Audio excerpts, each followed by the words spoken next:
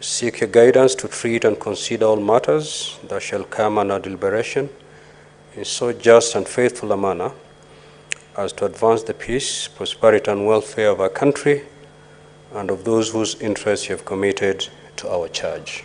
Amen.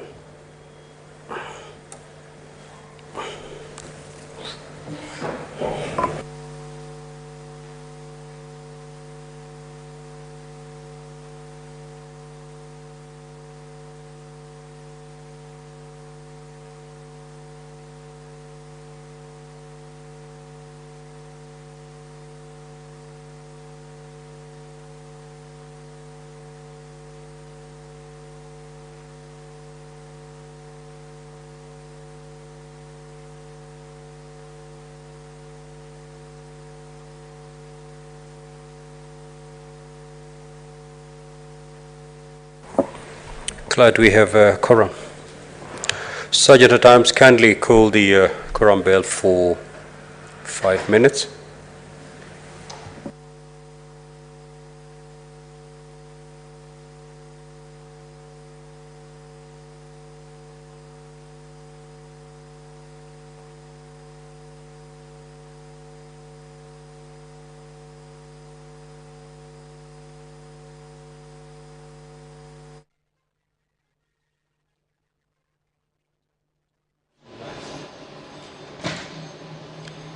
The Speaker of the Senate, Honorable Amason Kingi, has directed the Sergeant at Arms to ring the quorum bell for 5 minutes, and this is to give some more room for senators to access the chamber this afternoon to raise the requisite quorum for the House to commence business.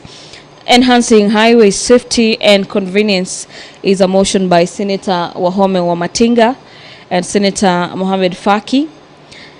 And in this particular motion, the two senators seeks to have the Senate resolve that the Kenya National Highways Authority, in collaboration with the Council of Governors, do come up with a policy framework on the incorporation of road reserves for the roadside amenities in all highways designs. Secondly, the two senators also want the Senate to resolve that the Ministry of Roads and Transport, in conjunction with the Council of Governors, do develop public partnership, private partnership guidelines on leasing of road reserves to developers, financing of the construction of amenities, and the packaging of incentives to attract investors.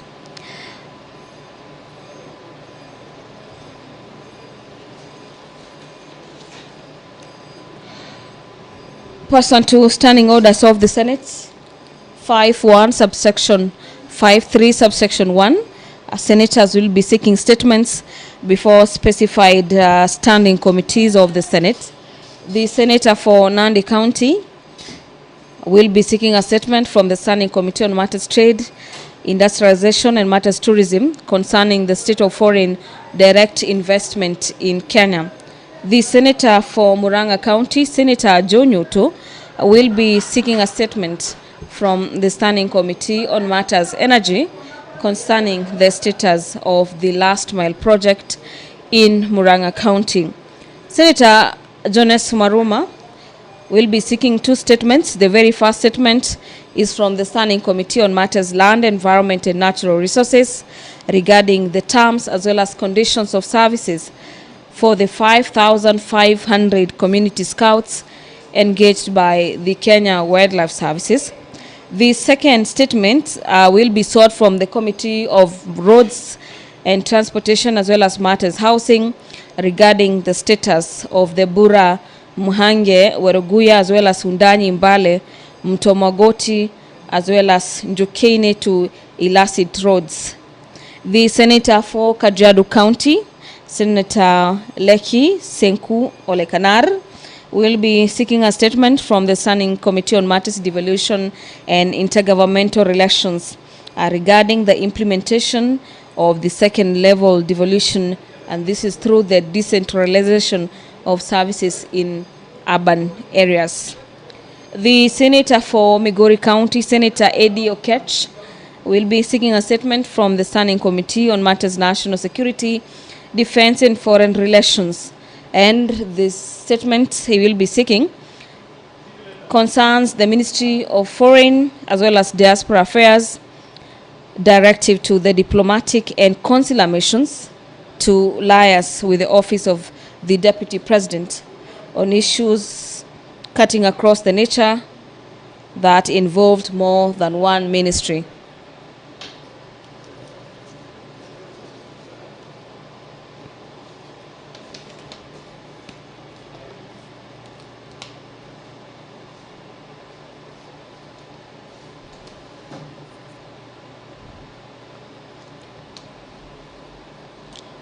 The Senator for Kirinyaga County, the quorum has been achieved.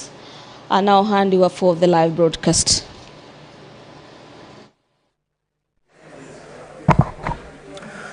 Senator Eddy. Honorable Senator Eddy. Can you walk out and finish your call, please?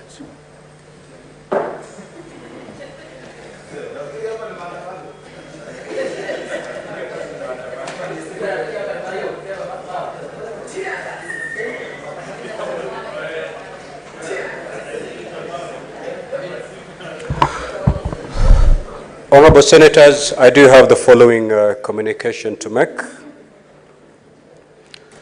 I would like to acknowledge the presence in the Speaker's Gallery this afternoon, a delegation from the Kisii County Assembly, comprising members of the Committee on Broadcasting and Communications and its Secretariat. The delegation is undertaking a two-day benchmarking visit with the Directorate of Hansard, Library Services and Broadcasting Units in the Senate. I request each member of the delegation to stand when called out so that you may be acknowledged in the Senate tradition. The Honorable John Sambo, the Chairperson. Honorable Damaris Nyangchoka, the member of the committee. Honorable Brenda Giteya, a member. Honorable Edna Nyabuto, member. Honorable Evelyn Mora, member.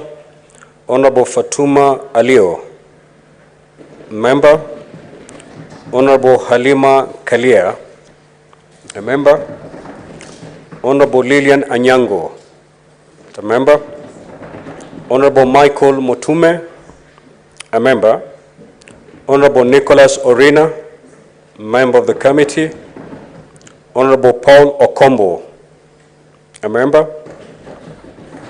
Honorable Shem Mogesa, a member.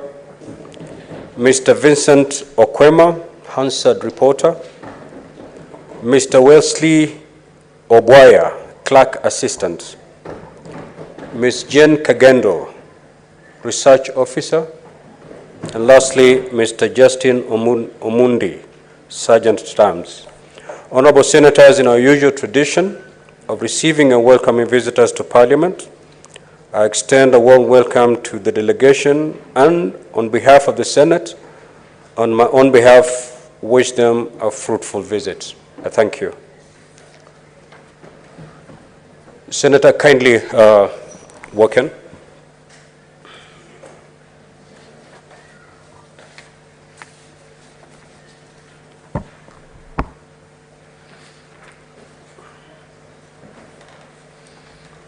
Also do have two more communications to make.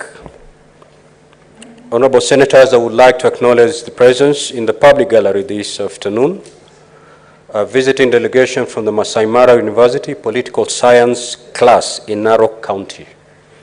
The delegation comprises 3 lecturers and 39 students who are in the Senate for a one-day academic exposition.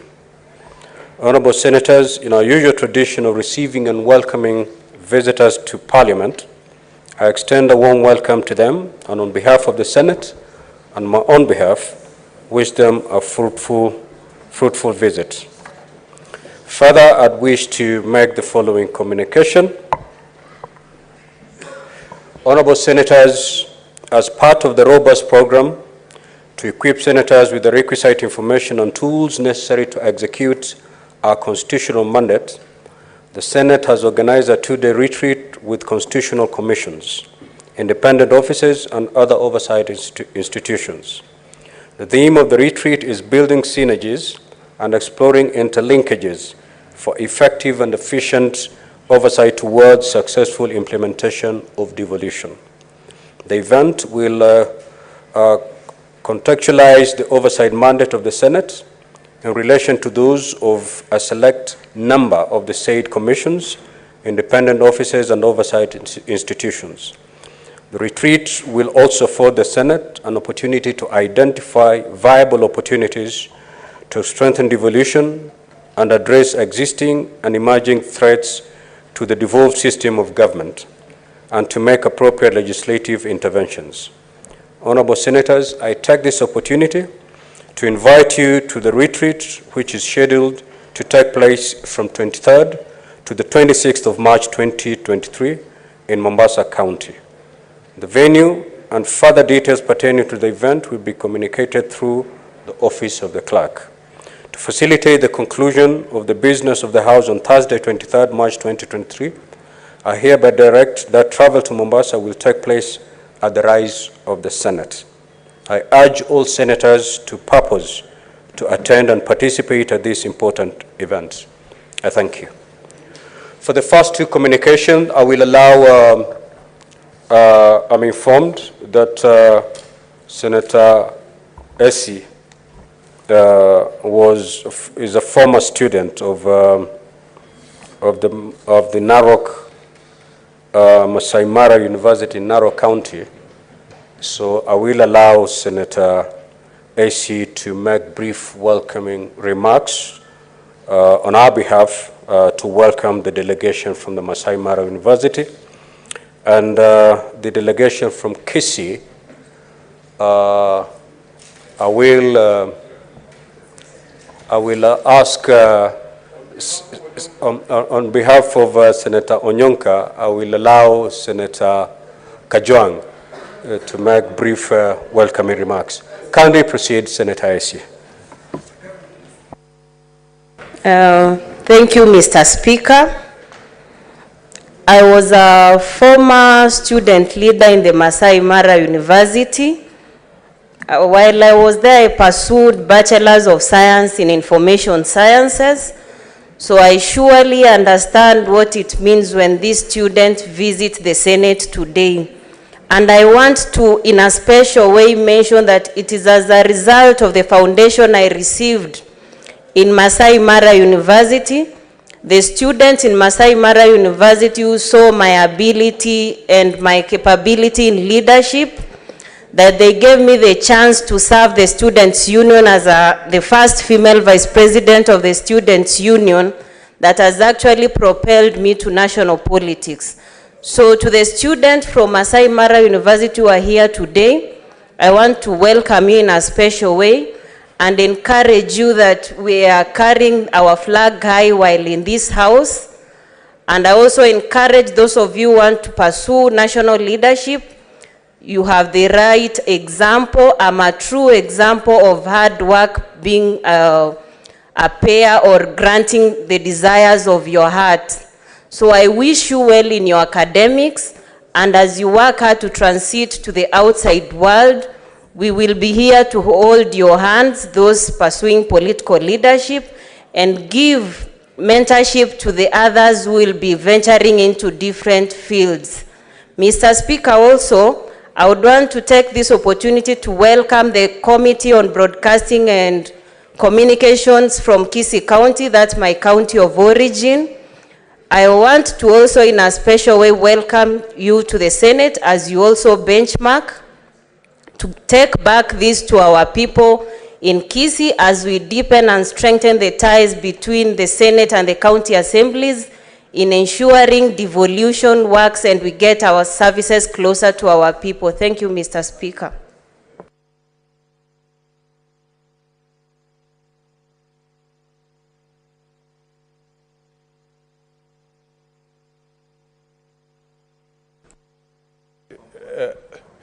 Mr. Speaker, on behalf of Senator for Kisii, Senator Onyonka, who is out of the country on official business, I join you in welcoming the delegation from Kisii County Assembly And Mr. Speaker, I think it is a good thing when county assemblies come to benchmark at the Senate instead of going to foreign countries. It is a practice that we as chairs of committees have encouraged. In the Public Accounts Committee, every time we have a hearing for a county, we invite the relevant or corresponding Public Accounts Committee. And I want to assure the delegation through you, Mr. Speaker, that they will find very good resources here at the Senate.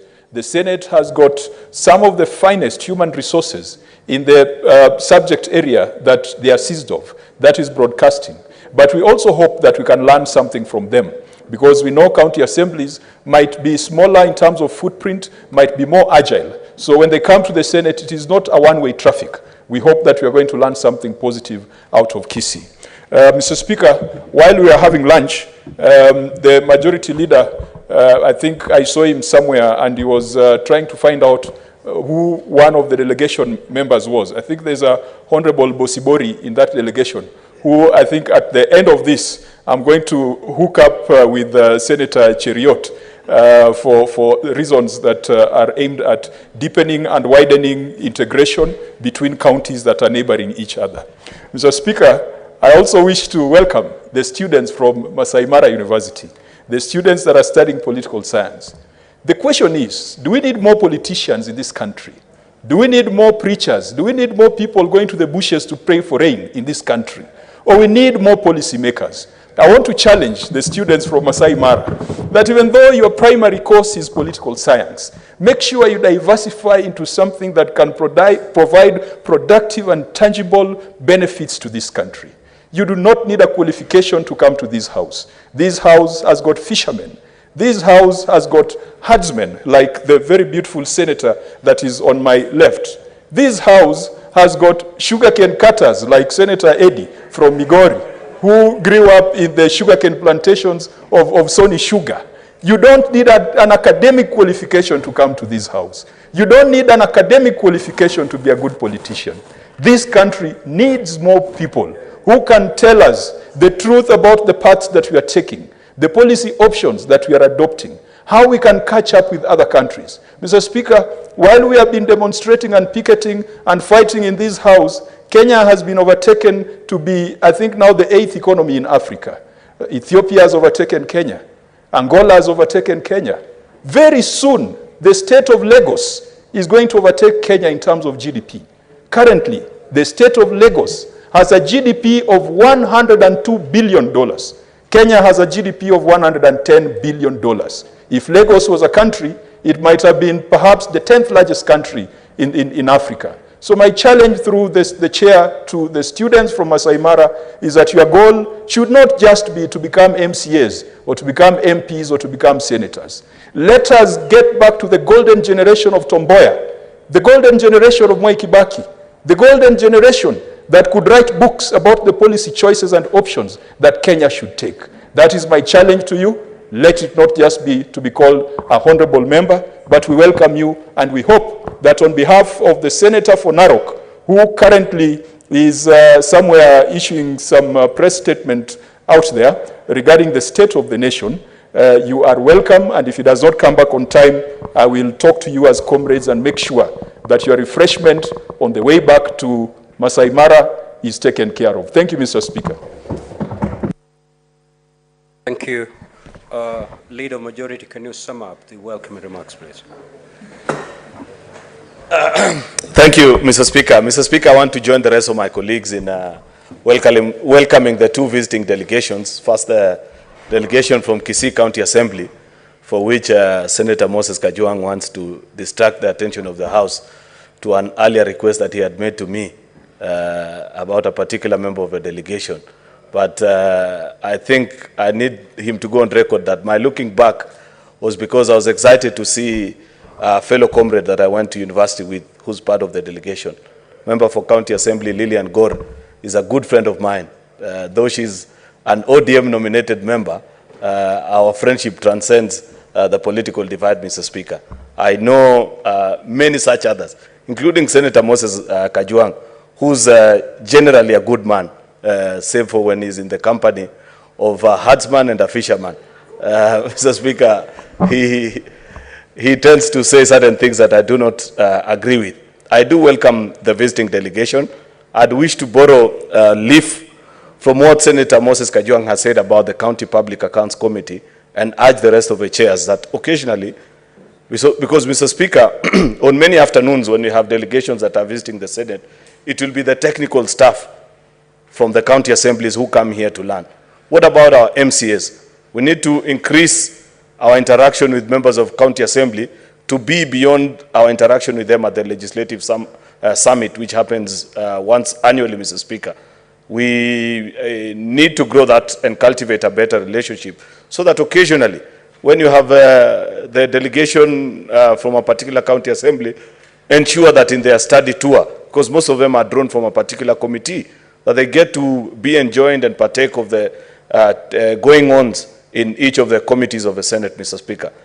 Perhaps it is even time, Mr. Speaker, because unlike our colleagues in the National Assembly, for whom we cannot mirror committee for committee, Mr. Speaker, at least in the county assemblies, we can be able to mirror committee for committee with those of the Senate, such that for every committee of the Senate, you'd have an equivalent in the county assembly, Mr. Speaker, and where they would draw their trainings, their manuals, policy decisions, such that a particular county assembly doesn't have to ring the Senate, Mr. Speaker.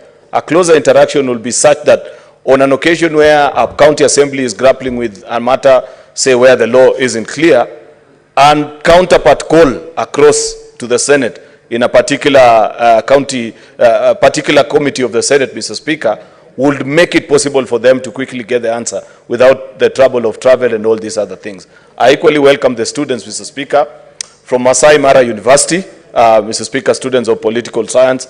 I believe that they will get to have a full view of the study, Mr. Speaker, during their interactions with members of this House and the lower house, Mr. Speaker, and the many things for which they have visited this House to be able to learn of, Mr. Speaker. I hope they get to learn better habits and that they'll make better politicians in future, Mr. Speaker, such that we can establish good cultural practices, Mr. Speaker, not cherry picking as we are seeing the case right now, Mr. Speaker, where there is selective reading and application of a constitution. I have seen, Mr. Speaker, in the media of late, a continuous, almost to nauseating levels, quotation and citation of Article 37 of our Constitution. The same Constitution that provides for the Bill of Rights, Mr. Speaker, and Article 37 provides for judicial authority as well, as such that when a matter has been laid to rest by one of the organs of that Constitution, then we should be having street protests about the same, Mr. Speaker. We need to teach our students to become better politicians, people who will know that you can compete and shake hands. Courtesy, unfortunately, Mr. Speaker, of some of the politics that we see in this country has never even seen the beauty of what a concession speech looks like. I think the last time we saw one was in 2002 when former President Uhuru Kenyatta conceded defeat. We need to learn such such good political practices that we see and envy in other parts of the world, where if you compete either for MCA, for MP, for governor, for president, when your opponent is announced to have defeated you, you shake their hand and do what is dutifully expected of you, Mr. Speaker, not to do the kind of things that you continue to see in this country, Mr. Speaker. It's unfortunate, but I believe, and I have a lot of faith in the students that are in the public gallery, that they will be better politicians than those of the current generation. Thank you, Mr. Speaker. Next order. What is your intervention? Are you raising on a point of order? Yes, it was, Mr. Speaker. All right. As you proceed to do that, you know the requirement of the standing orders, that you must quote the standing order. Mr. Speaker, not necessarily, Mr. Speaker, because I had wanted to intervene. I think it's only that you had not seen my intervention on time. I had wanted to intervene, when the Honorable Senator for Homa Bay was speaking, Moses Kajwang. Mr. Speaker, if you would allow me, please.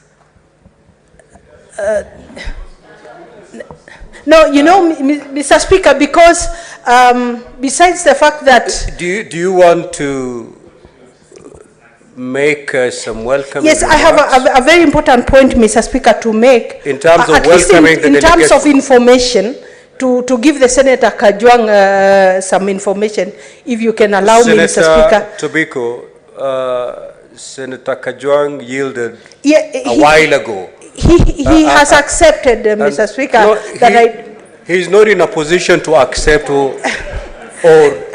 refuse. He has long yielded that opportunity. Mr. Speaker, but this is important if you can allow me. Yes. This is very important. You're saying you wanted to inform the senator. I can inform the House. I can inform the House, Mr. Speaker. Allow me, Mr. Speaker, kindly. Senator Tobiko, let's make it neat.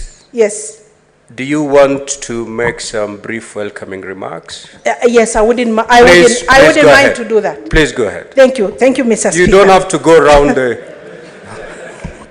Mr. Speaker, actually I wasn't going around, but thank you for the opportunity to welcome the group of students from Masai Mara University.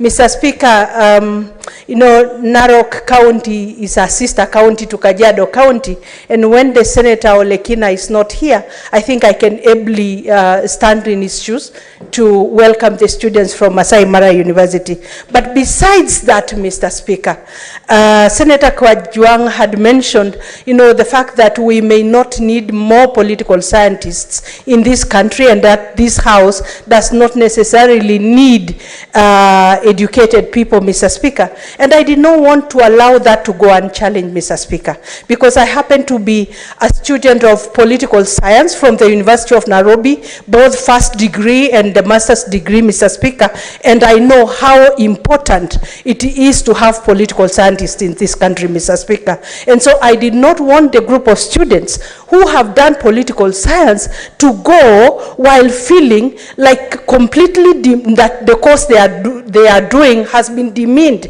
Mr. Speaker. I want to tell them they are political scientists in this House, and you will be able leaders tomorrow of this country.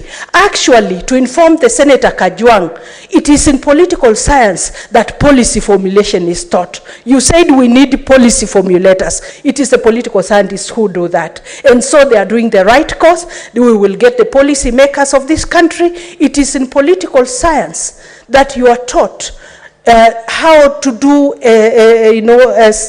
allocation of scarce resources, Mr. Speaker. It is in political science that you get to know who gets what, when, and how, Mr. Speaker.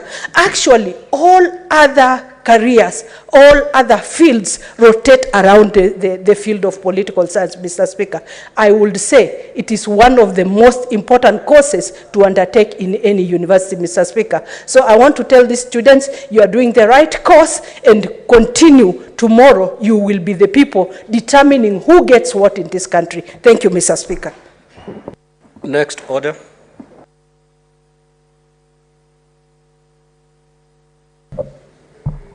Order number 3, messages. Order number 4, petitions. Order number 5, papers. The Majority Leader.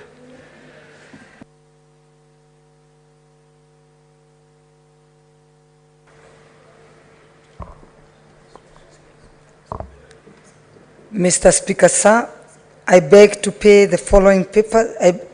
Mr. Speaker, sir, I beg to lay the following papers on the table of the Senate today, Tuesday, 21st March, 2023. Report by the National Treasury and Economic Planning concerning all new loans contracted by the government from 1st September 2022 to 31st December 2023. Report of the Auditor General on financial statement of the County Executive of the Rakanidi for the year ended, that is June 2023.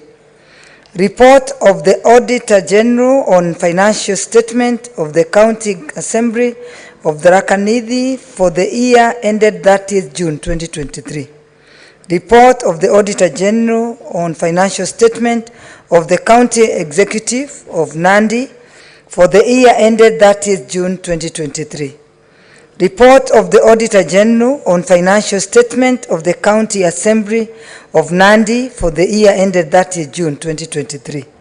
Report of the Auditor General on the financial statement of the County Executive of West Pokot. 2022, not 2023. Oh. Executive of the West Pokot for the year ended 30 June 2022. Report of the Auditor General on financial statement on the County Assembly of West Pokot for the year ended 30 June 2022. Report of the Auditor General on the West Pokot County Government Revenue Fund for the year ended 30 June 2022. Thank you, Mr. Speaker, sir. I beg to lay the papers, the statements. No, there's a list behind. No, it's over. It's only one.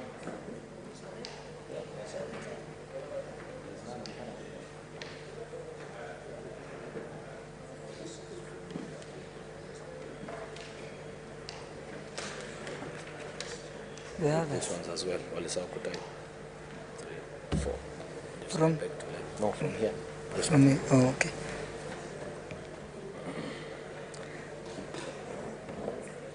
Report of the Auditor General on the West Pokot County Government Revenue Fund for the year ended 30 June 2022. Report of the Auditor General on the financial statement of the County Executive Elgeyo Marakwet for the year ended 30 June 2023. Report of the Auditor General on financial statement of the County Assembly of Elgeyo Marakwet for the year ended 30 June 2022. That is it. I beg to lay the statements. The chairperson, Standing Committee on Land, Environment and Natural Resources. The chairperson had a paper to lay, and I'm not seeing him in the House. Is there a member of the committee who's been mandated to do that? Yes, Senator Wamatinga.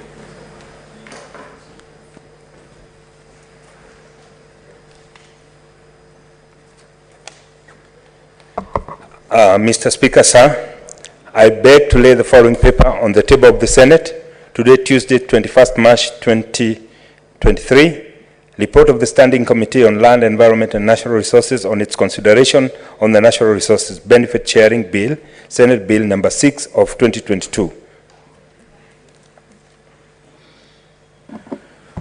Next order, Clerk.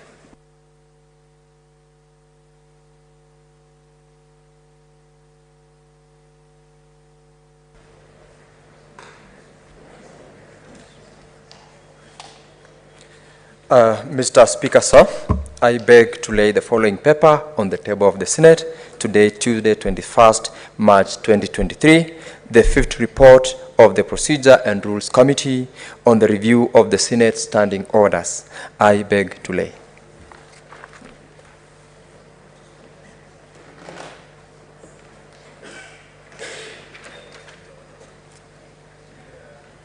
Next order.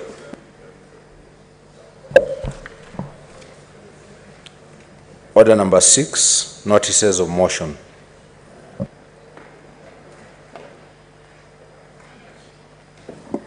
Senator James Morango.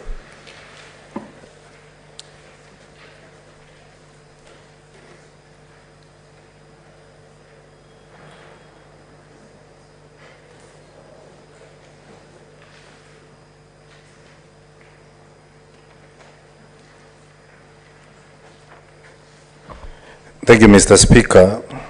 Mr. Speaker, I beg to give notice of the following motion that aware that the Constitution of Kenya acknowledges the nation's respect for the environment and obligates the state to eliminate processes and activities that are likely to endanger it. Further, aware that there has been an extensive cultivation of eucalyptus trees in Kenya owing to the rapid growth, high biomass yield, and adaptability to a wide range of climatic regimes and soil conditions. concerned that eucalyptus trees require high amount of water through their growth, have deep root system that extract water from the soil at a rapid rate, and their cultivation of riparian land depletes the water in the riparian ecosystem, often resulting in the drying up of streams, aggravating the effect of climate change, particularly in the infrequent and insufficient rainfall currently being experienced in the country. Now, therefore, the Senate urges the Minister of Environment, Climate Change and Forestry, in coordination with the National Environment Management Authority, to 1, develop and implement a policy framework to guide the cultivation of eucalyptus trees with the aim of mitigating the adverse effect on the environment, and 2, undertake a systematic nationwide removal program for eucalyptus tree cultivations on riparian lands. Thank you, Mr. Speaker. Senator Wamatinga.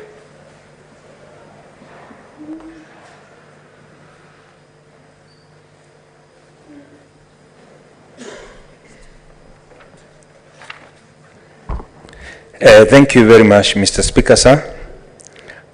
I rise to make a statement, I beg to give a statement on the following motion. That aware that water is essential, yet scarce resources. Senator Wamatinga, you are giving notice. Notice? Yes, so proceed to give the notice. Yes, I beg to give notice of the following motion. That aware that water is an essential yet scarce resource whose demand is increasing rapidly due to population growth, urbanization and industrialization, and whose wastage has become an issue that needs to be addressed urgently owing to Kenya's vulnerability to climate change. Noting that there is growth in the number of buildings coming up to accommodate the rapidly growing population, thereby exposing a challenge to water management. Appreciating that the incorporation of water management system in the building plans include a variety of techniques and technologies such as rainwater harvesting, wastewater recycling, low flow plumbing, sensor systems, and detect leaks, deactivate or activate water flow when necessary, thereby optimizing the use of water by eliminating water overexploitation, wastewater management, and pollution. And now, therefore, the Senate urges the Ministry of Lands, Public Works, Housing and Urban Development, in coordination with the Councils of Governors and the National Environmental and Management Authority, to 1, incorporate in the building code and standards a requirement for intelligent water management systems in all the buildings, and to undertake a systematic nationwide renovation to government-owned buildings to incorporate water management systems. Thank you, Mr. Speaker. You had 2 notices to give. Proceed on with the second. Thank you, Mr. Speaker, sir. I beg to give notice of the following motion.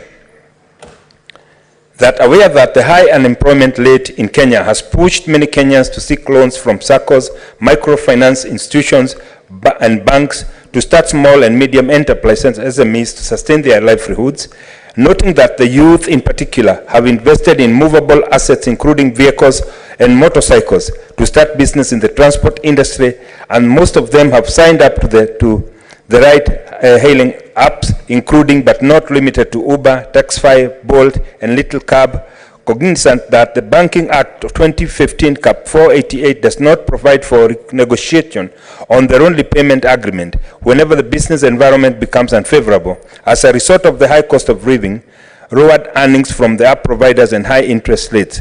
And now, therefore, the Senate urges the National Treasury and Economic Planning to come up with a policy framework to review the Banking Act in order to renegotiate the payment terms of the loans and provide cushions for Kenyans with non-performing loans and prevent the loss of their movable assets. Thank you, Mr. Speaker.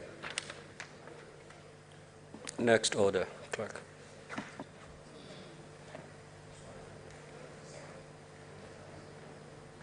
Senator Sige, you had a notice to give on the motion. Thank you, Mr. Speaker. I give notice of the following adoption of the 5th report of the Procedure and Rules Committee on the review of the standing orders of the Senate.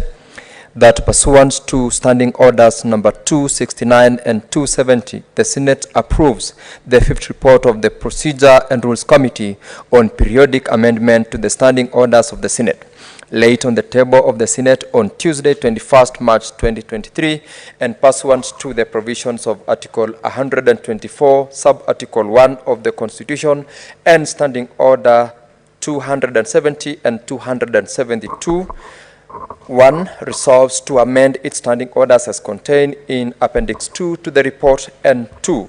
Orders that the amendments to the standing orders as contained in Appendix 1 to the report come into effect on the 11th of April 2023. I move.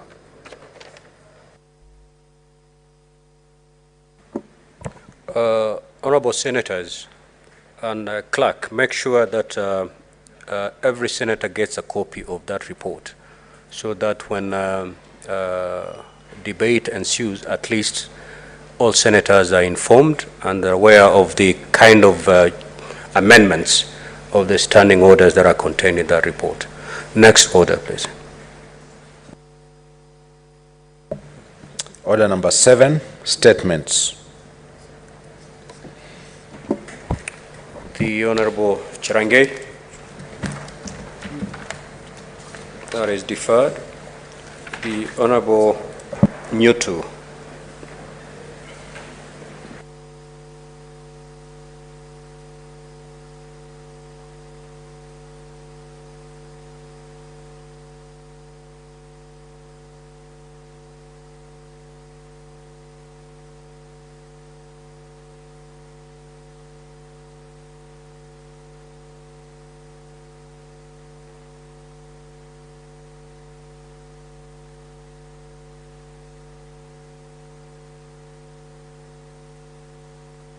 Honorable members, the statements hour starts at 3:14. It will end at exactly 4:14. Proceed. Thank you, Mr. Speaker. I rise to request for a statement on the status of the last mile project in Murang'a County. Mr. Speaker, sir, I rise pursuant to a standing order 53-1 to seek a statement from the Standing Committee on Energy on the status of the last mile project in Murang'a County. In the statement, the committee should, 1, provide a status report on the last mile project in Murang'a County, outlining measures in place to revive and complete stored projects. 2, state why the prepaid meters supplied to residents have accumulated unpaid electricity bills. 3, state measures, if any, put in place to ensure residents with electricity connection acquire meter numbers promptly. And 4, outline the interventions and long-term plans put in place to ensure electricity connectivity to all residents of Murang'a. Thank you, Mr. Speaker. Senator Gloria.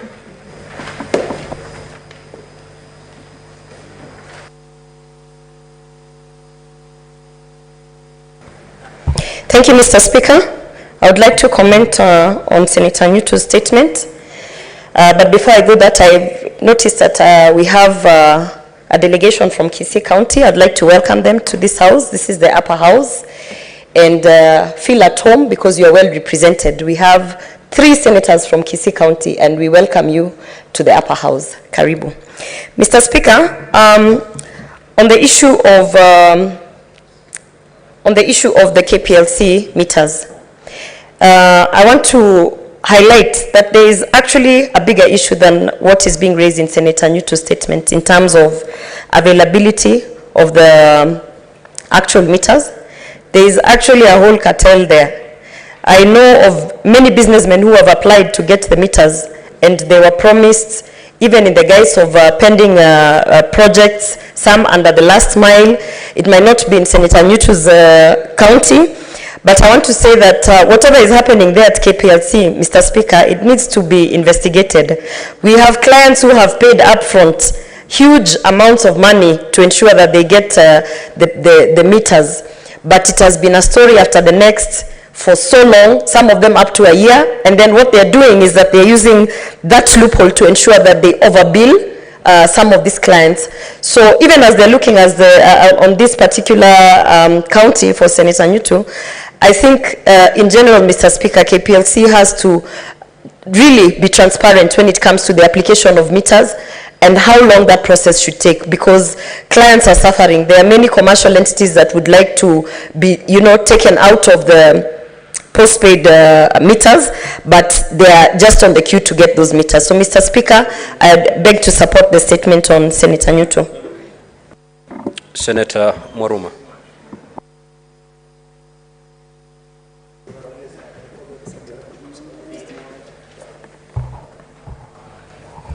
Thank you, Mr. Speaker. Allow me to ride on the statement by Senator Nyutu about last mile connectivity. I think if we get that information for his county, it is proper that we also get that information for the rest of the counties in Kenya, because it's a very critical thing. We have followed through with Kenya Power and Lighting and the Ministry of Energy to have our counties connected to the main grid. But the problem is that Kenya Power and Lighting has become very unresponsive. There are many applications that we've made where we have meters that have not been optimized. We have not meters but transformers. There are transformers that are working, but they are supplying electricity to very few people, yet there are so many people within the radius of 600 meters that have not been supplied with electricity. We followed through, and we need to get responses from Kenya Power and Lighting and the Ministry of Energy when transformer maximization would be undertaken, Mr. Speaker. So I would want to ride on the statement. It's a very good statement about connectivity, and I want to know how or when Kenya Power and Lighting would connect all our people to the grid. I thank you, Mr. Speaker. Senator Kisang.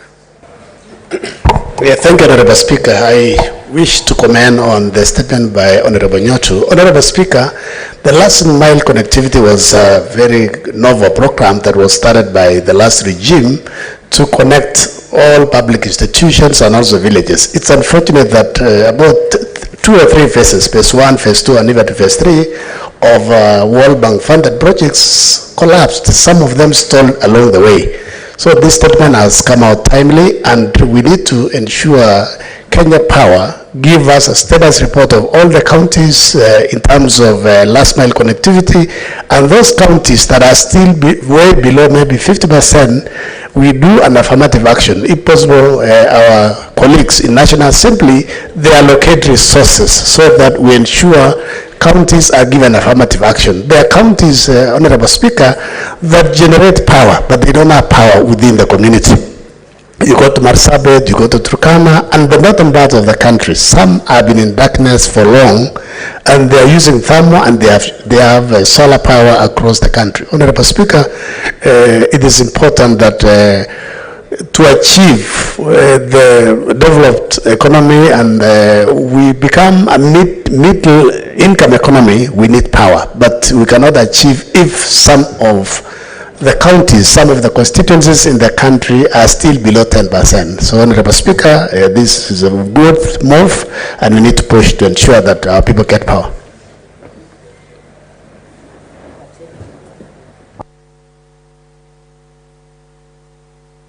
Senator Beatrice Kenya.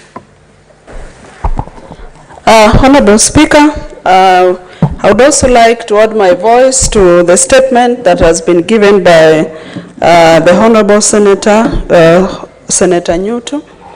Honorable Speaker, the story of the last mile in this country could be one of the worst rip-offs we've had amongst the major projects that we've had as a country. Honorable Speaker, this project was implemented by the former REA, now REREC, in consultation with Kenya Power. The project was so noble that each village in this country expected that at the end of the project, each village was going to be connected to electricity. Honorable Speaker, only for the implementers of this project to drop this project in each school, in each public facility. A transformer, a mileage of a transformer was constructed. But Honorable Speaker, you go around the country, you'll find that in most of the primary schools, that the transformers were taken to, either the transformers are not operational, because, Honorable Speaker, a major component of the transformer was never fixed. So you'd ideally, if you are to take an inventory, have transformers, have power lines into these schools, into these public facilities like hostels, like polytechnics, village polytechnics in the village. And we find, Honorable Speaker, that our people were very hopeful. And to our amusement, Honorable Speaker, a number of these projects on transformers have never been energized. If you ask Kenya Power in the regional offices or in the county offices, that is the business managers, you'll be told a component of the transformer was left out. Honorable Speaker, if Honorable Ruto has asked for a status report of his country, it can only be prudent that we ask of that report of the whole county so that Kenyans can benefit from that last mile project, Honorable Speaker. It only leaves us with the conclusion, Honorable Speaker, that this was a scandal itself. Because you ask yourself, Honorable Speaker, why as a country we'd have transformers taken to schools but are not energized. Most of the schools are always running to Kenya Power every other week, spending public funds in the effort of looking for how these transformers but can be energized. But if you went to the root cause, you'd find that parts of the transformers were never fixed, Honorable Speaker. And this could be the reason why the noble project that was proposed by the former regime, the school laptop project, did not take place. Honorable Speaker, I support. Thank you. Senator Kenywa. Asante Bwana Spika, na simama kuunga mkono taarifa iliyoletwa na Senator Nyoto kutoka Murang'a. Bwana Spika, mambo ya nguvu za umeme imekuwa ni hali ya sintofahamu katika nchi yetu. Bwana Spika, si Murang'a peke yake. Ukitembea sehemu nyingi unapata ya kwamba hasa Laikipia unapata ya kwamba transformer ambazo tumepewa zinasambaza nguvu za umeme kwa mtu mmoja, Bwana Spika, na ilhali katika sehemu yenyewe ina watu wengi ambao wanakaa pale bila stima. Na vile kwa Kiingereza wanasema ati ni last mile, Bwana Spika, sisi kwetu Laikipia hatuna tabasamu yoyote kwa sababu stima yenyewe hakuna. Tunaishi katika giza, Bwana Spika. Kwa hivyo vile ambavyo tungetaka ni taarifa hii ambayo inaletwa, wasiangazie Murang'a peke yake, Bwana Spika, waangazie hata Laikipia, kwa sababu Bwana Spika, transformer ambazo zingine zinaletwa ni transformer gushi, Bwana Spika. Wakati kama huu kunanyesha, kukiwa na radi, Bwana Spika, ama kukuwe na umeme umetokea mara moja, unapata stima zimepotea, alafu bidhaa ambazo ziko katika nyumba zimeharibika, Bwana Spika.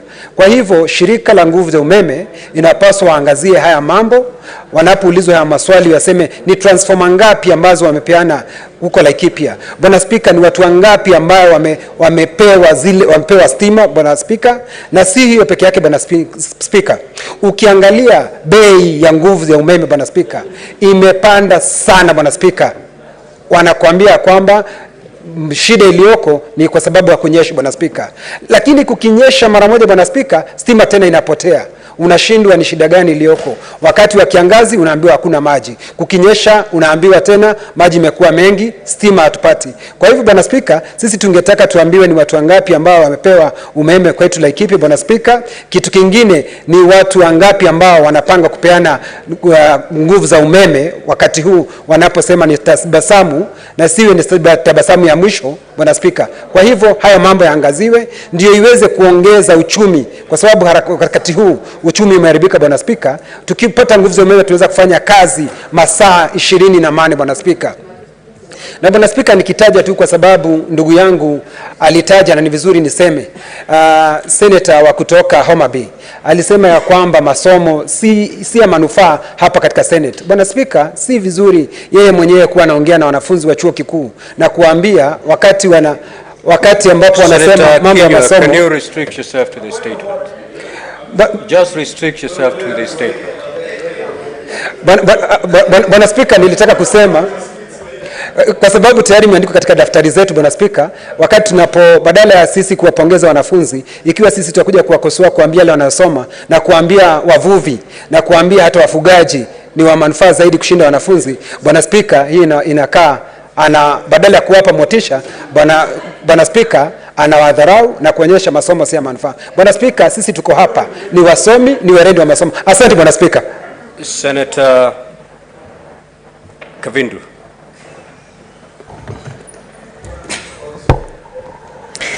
Thank you, Mr. Speaker, for this opportunity to support the statement by Senator Nyucho, the Senator from Murang'a. Mr. Speaker, this issue should be covered for the whole county because the whole country, because I don't think there is anywhere where anyone can stand and say they have enough electricity.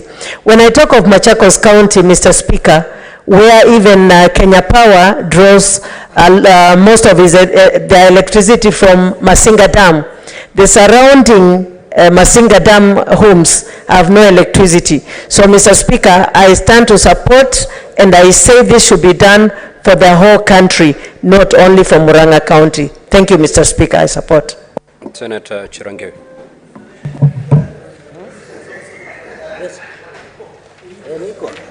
Thank you, Mr. Speaker. I want from the onset to support the statement by Senator Nyuto of Murang'a.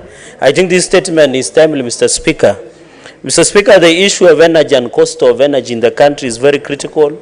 We cannot discuss about ease of doing business without reliable, cheap and affordable power supply in the country, Mr. Speaker. One of the serious agendas it should be considered is provision of last mile connectivity to most of our villages, Mr. Speaker. Whenever you walk around for us in counties and even your constituencies, Mr. Speaker, the question that wananchi will always ask you is that tunataka stima, hatuna stima. So it's always the biggest challenge, Mr. Speaker, that continues to bedevil the country. And Mr. Speaker, for us farmers, we need this energy and power to be reliable so that we can be able, the cost of animal feeds is very expensive, so that we can be able to do it on our own, to be able to process animal feeds, increase the productivity of milk, Mr. Speaker, and even meat in the market, Mr. Speaker.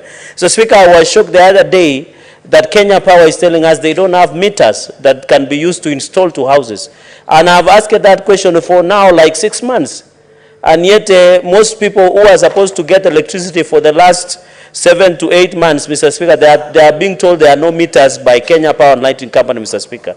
There is a big problem because if it is about the supply, Mr. Speaker, the longer delay that an ordinary mwananchi should wait for a meter or even connectivity of electricity, Mr. Speaker, should be at least a month or 3 weeks, Mr. Speaker, so that we are talking about efficiency, we are talking about effectiveness, we are talking about supply of last mile connectivity to many households, Mr. Speaker.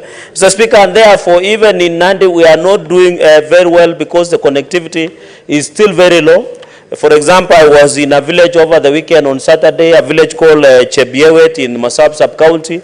They have never seen electricity. You go to some parts of Tindred, some parts of Aldai, Mr. Speaker, and therefore it shows you there is still a big challenge, Mr. Speaker, because the energy will always assist us to produce more, the energy that is reliable. And I agree with sentiments that our colleagues have mentioned. When it is dry season, Kenya Power tells us electricity cannot be generated because there is low volume of water. But when it rains again, Mr. Speaker, the power disappears. So we don't know the relationship between the power lighting during rainy season and the rain. Because we want the rains, there is unreliability of blackouts across the country. And you remember, Mr. Speaker, in conclusion, a few days ago, there was a national outage of power blackout Before we are being told that some monkeys were interfering with transformers somewhere, or they were interfering, they have been touching some connections, Mr. Speaker. There are many Kenyans, Mr. Speaker, that lost their lives. I think like Machakos Hospital, they were even Mombasa, Mr. Speaker. People who are depending on critical care unit by the supply of power in our hospitals. There are many Kenyans, Mr. Speaker, who lost their things in fridges, Mr. Speaker. There are drugs that are kept in fridges, and even there are many more Kenyans who their food went bad, Mr. Speaker. And you know, it is very unfortunate, and therefore Kenya Power must be careful in future to ensure when there is national outage of power, they inform the country in advance so that we don't run into losses, so that we don't risk losses of life or even affect the level of economy, Mr. Speaker. So I think going into the future, we don't want to see a repeat, because in the past, Mr. Speaker, during the last regime, they used to create national power outage for political reasons. But now the freedom is here, and therefore there should be reliability of power everywhere, Mr. Speaker. Even I can see Senator Kavindu is smiling. Even when they are doing Maandamanos, no one can switch the power for them, Mr. Speaker. So we need to move forward as a country, Mr. Speaker. Thank you very much.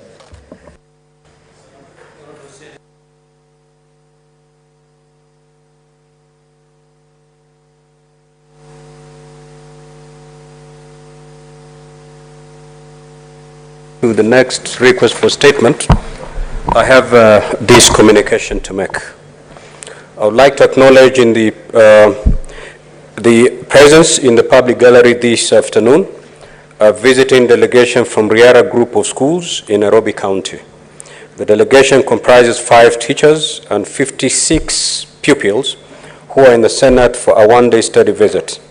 Honorable Senators, in our usual tradition of receiving and welcoming visitors to Parliament, I extend a warm welcome to them, and on behalf of the Senate and on my own behalf, wish them a fruitful visit.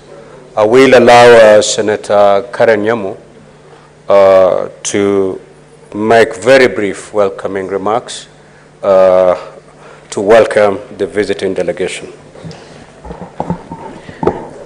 Thank you, Mr. Speaker, for giving me this opportunity to extend a word of welcome to the teachers and pupils of Riara Group of Schools. As you can see, these are the senators in this country representing the 47 counties across the country. And here we are charged to oversight devolution and make sure that the counties and the county governments are working according to the Constitution. I want to encourage you, students and pupils, to work very hard in school and to be focused and to ignore the distractions that come with being young and being in school, and dream big, and you can achieve your dreams and you can achieve anything you put your mind to. And we welcome you very much to this session of Senate. Thank you, Mr. Speaker. Senator Johannes Mwaruma. Thank you, Mr. Speaker, for giving me this opportunity to go through 2 statements. The first statement, Mr. Speaker, is on terms of service for community scouts engaged by the Kenya Wildlife Service, KWS. Mr. Speaker, I rise pursuant to Standing Order 53-1 to seek a statement from the Standing Committee on Lands, Environment and Natural Resources regarding the terms and conditions of service for the 5,500 community scouts engaged by the Kenya Wildlife Service to assist in wildlife conservation efforts as part of the national government's post-COVID-19 economic stimulus program. In the statement, the committee should, 1, outline the terms and conditions of service for the community scouts and state when the term of the current ones will come to an end. 2, state the source of funding for the program and the amount of money that has been expended so far, giving details of the program's annual budget. And 3, clarify whether there are any plans by the Ministry of Tourism, Wildlife and Heritage to conduct more recruitment of community scouts in the near future, and if so, state the number of scouts to be recruited and provide the indicative budget thereof. The second statement, Mr. Speaker, is on the status of Bura, Mgange, Weruga, Undani, Mbale, Mtomagoti, and Chala Njukini illicit roads. Mr. Speaker, sir, I rise pursuant to Standing Order 53-1 to seek a statement from the Standing Committee on Roads, Transportation and Housing concerning the status of these two roads. The first road, Mr. Speaker, is a road from Bura, Mgange, Weruga, Undani, Mtomagoti, and Chala Njukini illicit, both of them in Taita Taveta County. In the statement, the committee should, 1, explain the reasons leading to the disbandment of camp by the contractor of the Bura, Mgange, Weruga, Undani, Mbale, Mtomagoti road. 2, provide a report on the status of the Chala Njukini illicit road. 3, state the measures put in place by the government, if any, to ensure the two projects are undertaken to conclusion. And finally, Mr. Speaker, 4, provide the total cost of both projects, stating the amounts expended so far and the expected dates of resumption and completion of the two projects. Thank you, Mr. Speaker.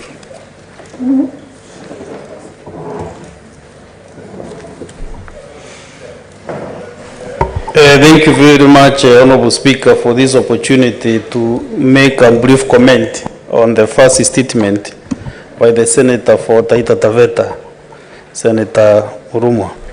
Honorable Speaker, since 2016, there is no on-ref rangers which have been recruited in this country since the year 2016.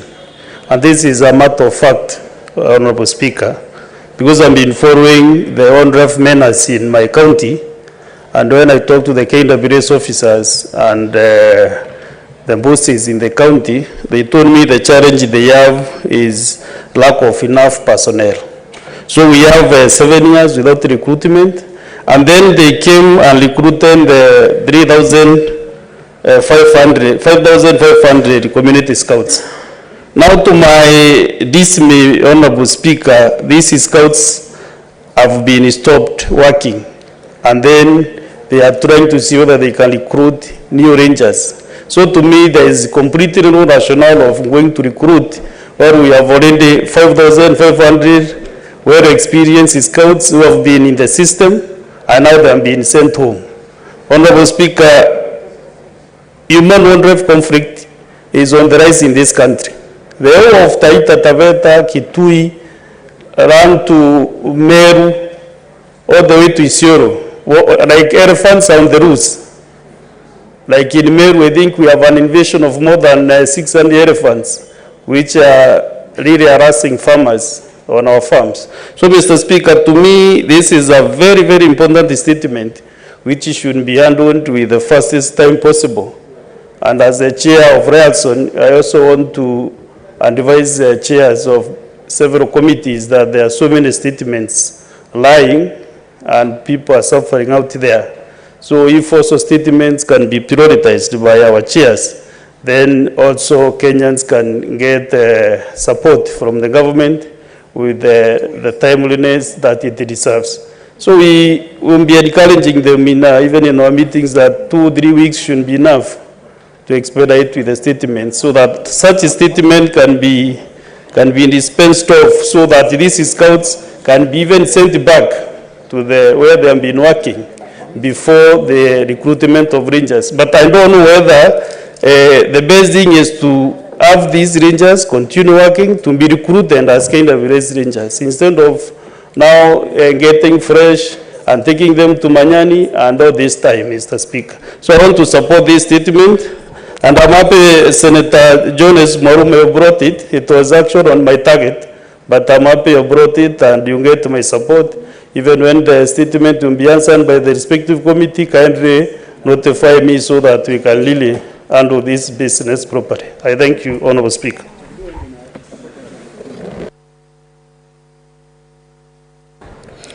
Thank you, Mr. Speaker. I also arise to support the statement by the Senator Taita Tafeta on the issue of the 5,500 community scouts engaged by the Kenya Wildlife Service, Mr. Speaker. Mr. Speaker, this was an affirmative action that time, arising from the effects of the COVID, and I think it really helped our young people to access employment that time.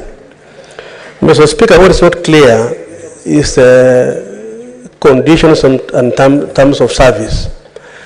And Mr. Speaker, it is important that we consider these young people, instead of, Mr. Speaker, terminating their services and going for new, it is only fair that we continue to have the 5,500, perhaps increase more. Mr. Speaker, it is true, my committee went to Kitui. There's a big problem in Kitui between the Somali community and the Kamba community, arising from pasture and so on. And Mr. Speaker, the game reserves around that region have a problem of they don't have personnel to help. And so, Mr. Speaker, I think we need more, not just the 5,500. In a place like Baringo North, Kapnora Game Reserve, again, there's a lot of conflict. And also because we don't have enough, rangers to safeguard and to protect the people living in that area, to avoid the war with the elephants and so on. Mr. Speaker, apart from these community scouts, we have a number of other programs, Mr. Speaker. For example, the WASEs, those who are helping the chiefs in community, Mr. Speaker. And we even have the NPRs in areas of insecurity. There is no clear conditions and terms of service for these particular groups, Mr. Speaker, and they do a lot of good work in helping the national government in maintaining peace and order in those areas. I think it is important, Mr. Speaker, even as we deal with the issue of the scouts, that there is need to look at all this. We need a policy to know how to help and to ensure that there is clear conditions and terms and conditions of service for this kind of people. Because sometimes, Mr. Speaker, we just take them and we don't bother to know if they're helping. Mr. Speaker, in Baringo, for example, in two constituencies, that is Baringo North and Baringo South, we have a number of our young people who are helping the police, the so-called National Police Reservists. Mr. Speaker, they do a lot in helping the police. But, Mr. Speaker, sometimes they are given 5,000 in a month. Another month they are not receiving anything. And so, Mr. Speaker, they are not even clear and sure as to what their families will have.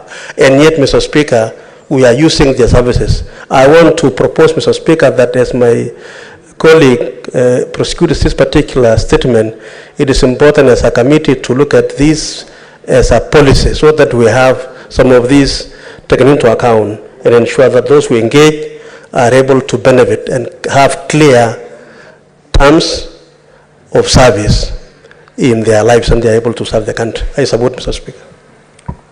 We'll move to the next request. That is by Senator Seki.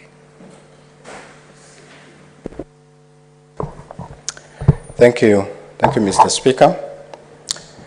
Mr. Speaker, I rise pursuant to Standing Order 53-1 to seek a statement from the Standing Committee on Devolution on Intergovernmental Relations regarding the implementation of the second level of devolution through decentralization service in urban areas.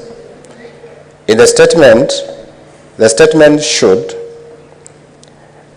committee should give reasons for the lack of separations of duties and management differentiation between other county organs and municipal jurisdiction as envisaged by section 48(2), 49, 104, 3, and 101 of the County Government Act. Mr. Speaker, the committee should provide a countrywide report on the annual budget allocation to municipalities since the inception of the entities in 2018. The specific references to funds drawn from the national government, bilateral linkages, and county governments, including all audited reports for the past 4 years of municipal operationalization under the Urban Areas and Cities Act. State the steps that have been taken by both levels of government toward achieving the full implementation of Kenya Urban Support Program and capacity enhancement from the State Department of Housing and Urban Development. Explain why municipalities have not achieved financial autonomy as anticipated by Public Finance Management Act, despite the clarity of the Article 184, 1B of the Constitution, Section 155 of the PFM Act, Section 48(2 of the County Government Act, Section 148 of the PFM, Section 12, 14, 20, and 21 of Urban Support Program, and outline the intervention required to allow county assemblies to appropriate resources to urban entities as distinct vote heads and disbursement through direct transfer to the urban entities, as well as other funds relating to the Kenya Urban Support Program and related partnership. Thank you, Mr. Speaker, sir. Thank you. I did not want to interrupt the Senator requesting for the statement. Senator Abbas, you're out of order. You are not under standing orders allowed to come in between the chair and the senator speaking. So kindly refer to Standing Order 1172 so that you get to know exactly how to. Senator Mungatana. Thank you, Mr. Speaker, for giving me the opportunity to make my intervention in this matter. Mr. Speaker, I rise to support the statement by the Honorable Seki. Mr. Speaker, the plight of municipalities which have been set up by county governments is a real serious issue across the country. In my county, Mr. Speaker, the whole municipality was set up with a lot of pomp and pageantry. But Mr. Speaker, there is absolutely no budget for development. So what people are doing is just collecting salaries and not being able to implement any meaningful development agenda of their own. In fact, if this urban support program was not there, they would be just sitting and collecting salaries. Mr. Speaker, in the whole municipality in Tana River County, the former manager, a gentleman of very high standing, had to just leave and resign in protest because he could not imagine a situation where he's collecting money and there's nothing to deliver because they are not supported properly by the county governments. So, Mr. Speaker, I would urge the committee relevant that is investigating this matter, Mr. Speaker, to look at what can be set aside in terms of ring fencing some funds for deliberate development of these municipalities. Otherwise, Mr. Speaker, they will just be a drain on funds and there will be nothing tangible coming out of them. I thank you, Mr. Speaker. Senator Kajwang. Mr. Speaker, this is a very heavy and a very important statement request. And I want to encourage the chair of the Devolution Committee to not just deal with it as a statement. This is a matter that is ripe for an inquiry on its own. Mr. Speaker, I've had the privilege of chairing the Devolution Committee in the last session. And there is need for this House to do a legislative impact assessment on some of the laws that govern devolution. The Urban Areas and Cities Act, the County Governments Act, and the Public Finance Management Act. Many of these statutes were formulated at a time when we still did not understand how devolution was working. The County Governments Act, for example, and even the Urban Areas and Cities Act, Mr. Speaker. And 10 years down the line, you'll realize that some counties have done experiments and others are still not yielding to the principle of subsidiarity that is in the Constitution. Mr. Speaker, there are some governors that have created towns and municipalities, but it is only on paper. You only have a charter conferring a town or conferring some center the town or municipal status, and yet there are no services to correspond to that. Mr. Speaker, I have seen that the senator has asked for a linkage between the plans and audited reports. The Urban Areas and Cities Act and the County Governments Act, and if you read it also the PFM Act, require the county assembly to be the one to consider the audited reports of municipalities. Now the question is, should those audited reports come to the Senate? And if they came to the Senate, would we have the capacity to process reports for all municipalities and towns? Probably not, Mr. Speaker. And so there are a lot of gaps in those pieces of legislation, and I hope that this statement request will not be responded to in the usual manner where the CS is called, the senator asking for the statement is called, and then that's the end. I want to encourage the very able chair of devolution that this is the opportunity we have for us to review the Urban Areas and Cities Act and confirm that it is fit for purpose to support devolution for the next 20 years. Mr. Speaker, when this subject is being discussed, I urge the chair of devolution to invite me as chair emeritus so that I can also learn and I can also share my experiences chairing that committee in the last session. Senator Abbas. Thank you, Honorable Speaker. Honorable Speaker, actually, as Honorable Kajwang said, these are very weighty matter. And as you are aware, the county or divisions still have teething problems. And I've been seeing, most of the governors are still creating more municipalities and urban centers. However, budgetary allocation has not been always done.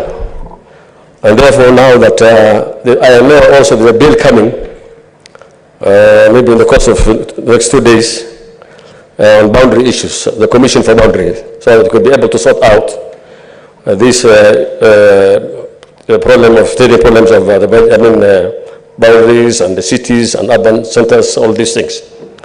I therefore, as a committee, the chair of the Standing Committee of Devolution, we take note, and I think this will be taken seriously, and we will make a report to this House with all due respect, Mr. Speaker, sir. And therefore, we will follow up with the issues as they said. I know there are many municipalities actually that are under the governor's authorities that have been made.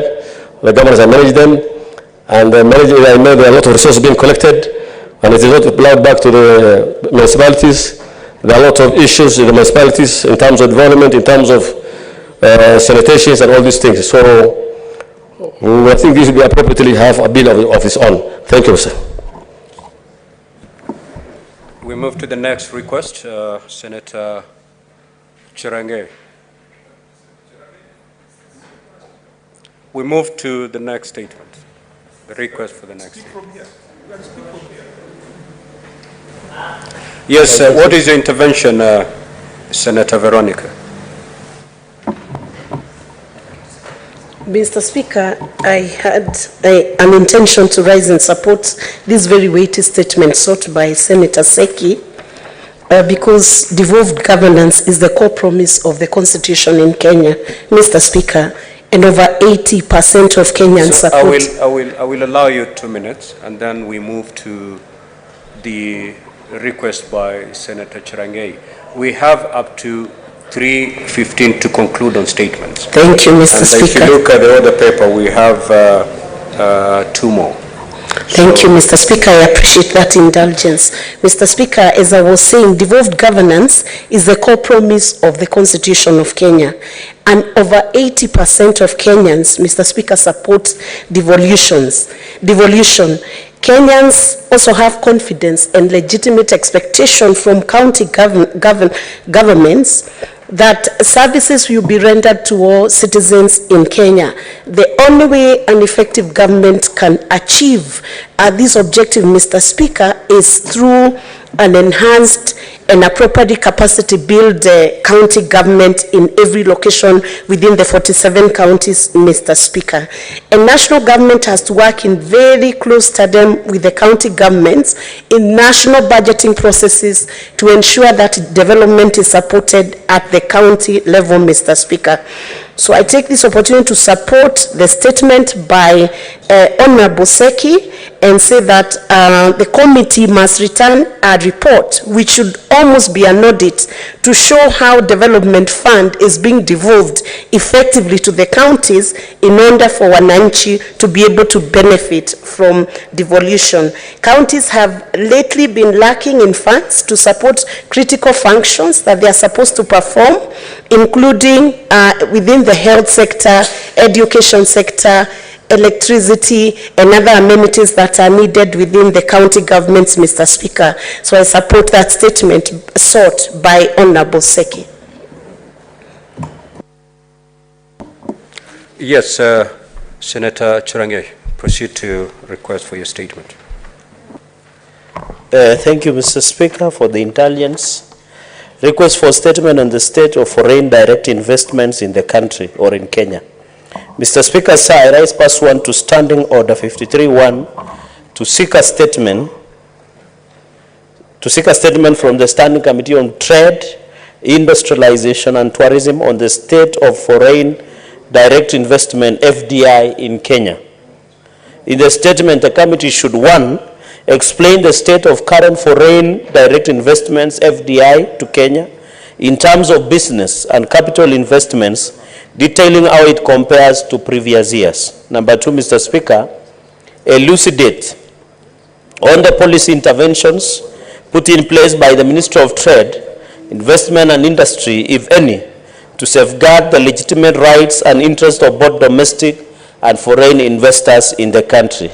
Mr. Speaker, number 3, outline the ministry's campaign strategy, if any, to market Kenya to the world, including using sports tourism, in order to attract more investors, particularly during these difficult economic times. And finally, Mr. Speaker, state the interventions put in place by the government to curb the counterfeit menace affecting business growth and the quality of products sold in Kenya. I thank you, Mr. Speaker, sir. Senator Eddy.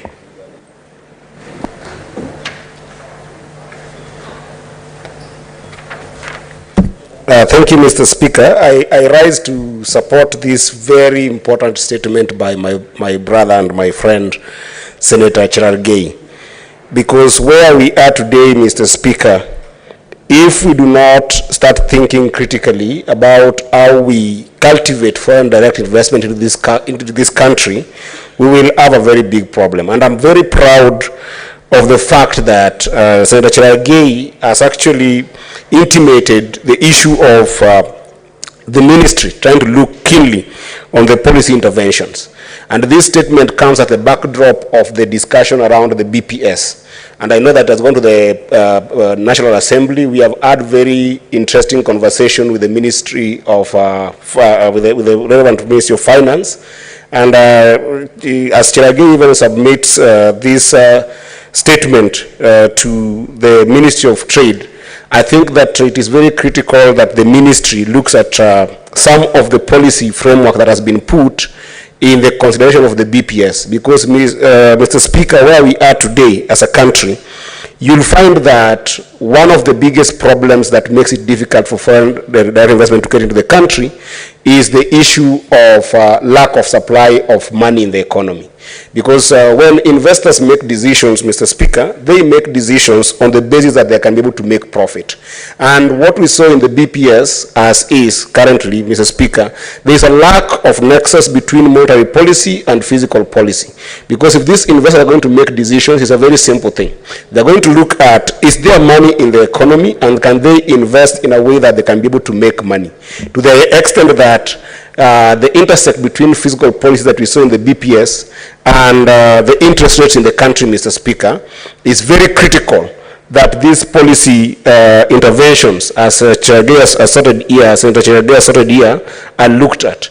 Because right now what is really facing our country is that investors are making very simple decision of whether the 14% interest rate, profit, management and risk premiums make sense to them to invest in the country.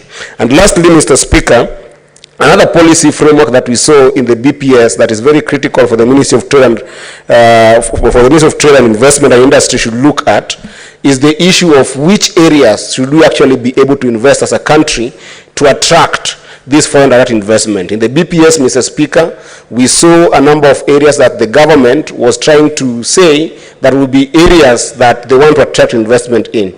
But when foreign investors are making investment decisions, as I said, they're looking at foreign areas, areas of investment that will be able to bring them benefits. Is there a nexus between the policies that we saw in the BPS and areas that can actually attract foreign investors into the country?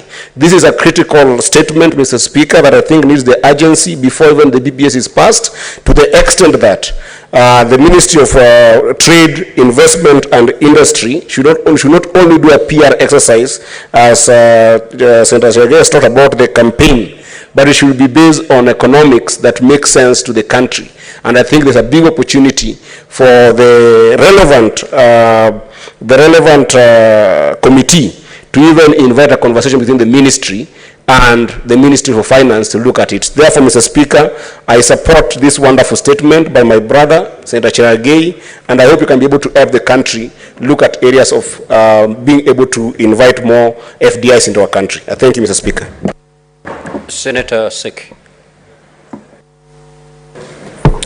Thank you, Mr. Speaker. I also rise to support this statement from Senator Cherargei. Being the chair on Trade and Industrialization Committee, I want to put my voice on the support of this statement by saying that it's a very weighty matter, and it's very important to understand that the government has put a full state department on investment that is led by the PS and the CS of Trade and Industrialization. I want to put my weight that we'll look at it as a committee and report to this House on matters that has been raised by the Senator, and make sure that at least issues on counterfeit, issues on quality of products and other issues, particularly on protections of trade and local business people, has been taken care of by the statement and the committee in the report that we're going to submit. Mr. Speaker, sir, give me a chance to just put some weight on a few things that has been put in place, or even some statement that has been brought by Mheshimiwa Mwaruma, Senator for Taita Taveta, where he really alluded on the issue of... Senator Seki, confine yourself to the request made by Senator Cherargei. If you're done, okay, kindly yield. Thank you. Thank you. But I think it was, Speaker, I think that these are issues that are very waiting in our county. I'm aware. Okay.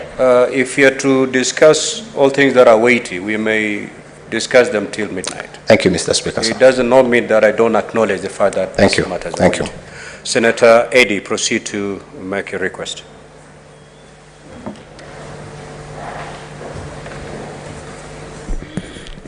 Thank you once again, Mr. Speaker. My request for statement today regards the liaison of diplomatic and consular missions with the Deputy President's Office. Mr. Speaker, I rise pursuant to Standing Order 53-1 to seek a statement from the Standing Committee on National Security and Defense, National Security, Defense and Foreign Relations on the Ministry of Foreign and Diaspora Affairs Directive to diplomatic and consular missions to liaise with the Office of the Deputy President on issues of a cross-cutting nature that involve more than one ministry.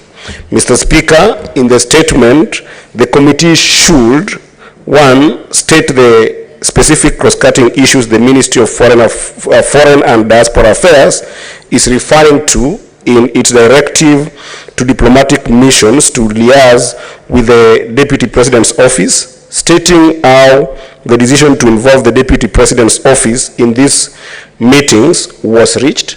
Secondly, Mr. Speaker, in the statement, the committee should state the role the ministry will play in facilitating communication between diplomatic missions and the Deputy President's Office, disclosing whether there will be any additional resources allocated to the Deputy President's Office to manage these meetings. Mr. Speaker, 3, in the statement, the committee should apprise the Senate on concerns, if any, on potential conflicts of interest arising from the involvement of the Deputy President's Office in these meetings, stating how these conflicts will be addressed. 4, Mr. Speaker, in the statement, the committee should state whether diplomatic missions will be required to report back to the Ministry of Foreign and Diaspora Affairs on the outcomes of these meetings with the Deputy President's Office, stating the form this reporting will take. And lastly, Mr. Speaker, in the statement, the committee should state the measures, if any, that the Ministry of Foreign and Diaspora Affairs has put in place to ensure that the involvement of the Deputy President's Office does not impede the independence, autonomy, integrity, and impartiality of diplomatic missions in their work on cross-cutting issues. Thank you, Mr. Speaker. Senator Mgatana. Mr. Speaker, I rise to support the statement by the Honorable Senator Eddy. Mr. Speaker, as the relevant committee is investigating this matter, I would request them to also investigate the question of distribution of members of staff within diplomatic missions. Mr. Speaker, we know that the President of the Republic of Kenya, whenever they take office, like all other presidents, they undertake to reorganize missions and high commissions and embassies across the nation, across the world, where we have representation so that they can reflect the policies which they intend to pursue. Mr. Speaker, a visit to very many diplomatic missions will reveal that the county of Tana River, Mr. Speaker, has very few representation in some of these missions. Mr. Speaker, we want to say the committee should give us the number of people who are in these different missions if they are complying with distribution across counties, Mr. Speaker. Mr. Speaker, you go to some missions, you will find that they are dominated by people from one county, in fact, one region, in fact, one province, and yet they are representing Kenya. I've been to very many diplomatic missions, Mr. Speaker, and this injustice continues to abate. Mr. Speaker, Coast Region, very many people, you will find they are not there. Tana River County, very many people, you will find they are not there in diplomatic missions. So, Mr. Speaker, as they investigate the matter raised by the Honorable Eddie, they should also bring a report, Mr. Speaker, on the compositions and personnel in terms of county distribution of members who are employed within diplomatic institutions representing Kenya outside there, Mr. Speaker. We want fairness, and this fairness must be seen, not just talked about. I thank you, Mr. Speaker. Senator Kajwang, after you are done with your contribution, you approach the chair, please. Thank you, Mr. Speaker. Mr. Speaker, as a committee looks at this matter, I'd also like to urge them to look into Kenya's foreign policy. The last time Kenya had a formal foreign policy was 2014. But since then, there have been a lot of shifts in geopolitics. The center of the world is moving slowly from the global west. It's moving towards China. It's moving towards India. Africa is rising. We have the Africa Free Continental Trade Area. Mr. Speaker, could the relevant committee also question the Foreign Affairs Ministry on our current foreign policy and why it has not been updated to take stock of changes in global affairs? And Mr. Speaker, when we established the Committee on Security and Foreign Relations in this Senate, we had a big fight with the National Assembly because they thought that the Senate had nothing to do with matters to do foreign policy. In fact, when we travel to other capitals and we pay a visit to ambassadors in those countries, Mr. Speaker, sometimes you are not treated well because the ambassadors feel like the Senate does not appropriate money for their upkeep and for maintenance of their facilities. And so they do not treat members of the Senate as well as they treat members of the National Assembly. This Senate is part of Parliament, and Parliament has got a responsibility to have a say on behalf of the people on the country's foreign policy and the manner in which the country is going to engage with other countries. Mr. Speaker, diplomacy and war are the languages that states used to talk to each other. And Mr. Speaker, I want to say that I'm very proud of you that this past 1 week we have had the Russia-Africa Parliamentary Conference, which this House has previously participated in. I have had the privilege of accompanying the Speaker of this House to Moscow for a similar function about 4 years ago. But since the war between Russia and Ukraine broke out, Kenya's foreign policy has not been very clear. But the fact, Mr. Speaker, that you are not attending that conference tells us that you are not condoning and you are not standing with the Russians in the aggression towards the Ukrainians. Mr. Speaker, it tells us that you are standing with the people of Ukraine. And if you look at Al Jazeera and CNN, Mr. Speaker, so many African heads of states are in Russia as we speak. So many African speakers are in Russia. So many African members of parliament are in Russia. And I've been there, and I know how they wine and dine African delegations.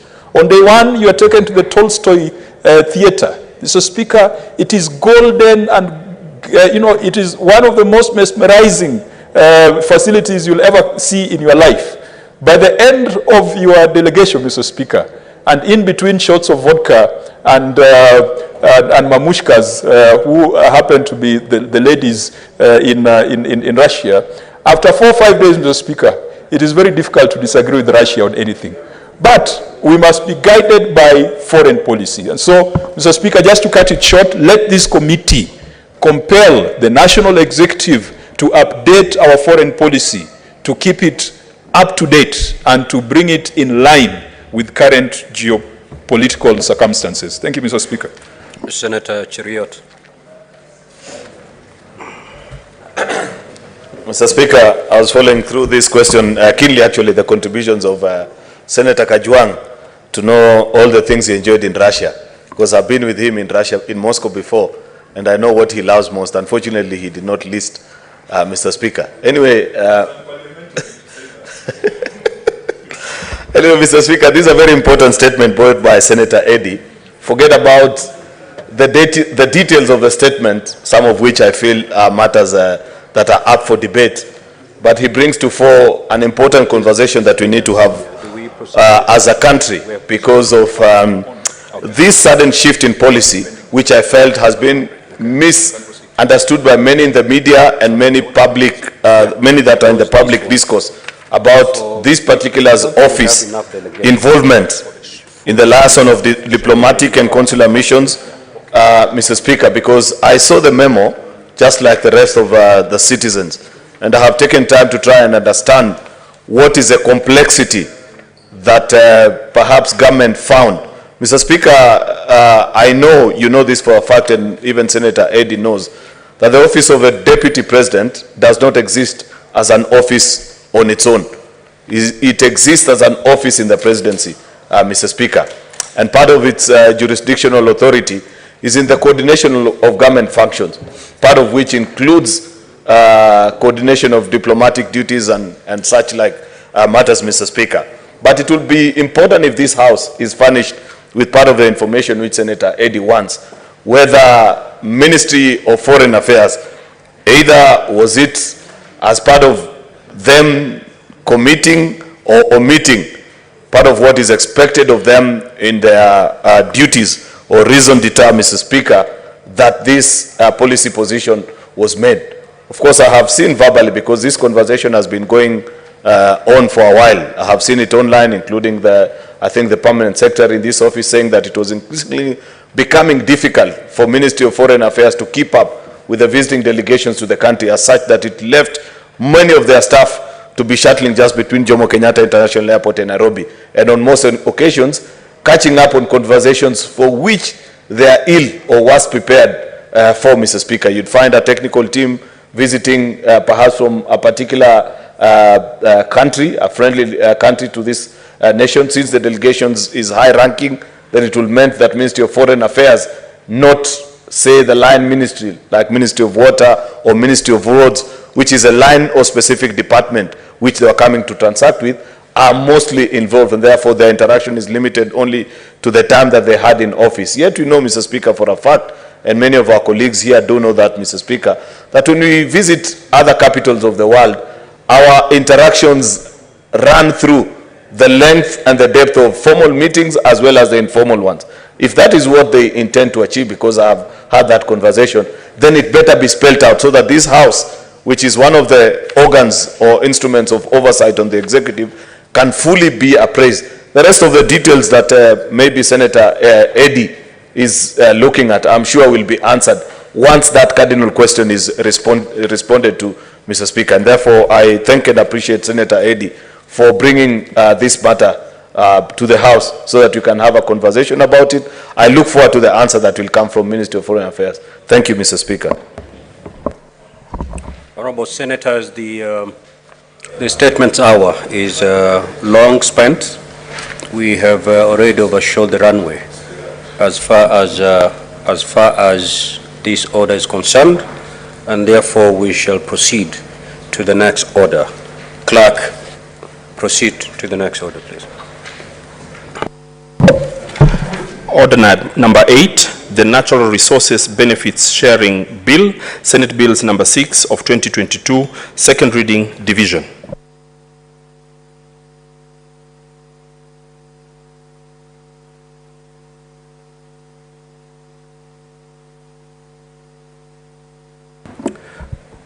Honorable Senators, we will have to defer this particular order owing to the limited delegations present now. So this particular order is deferred to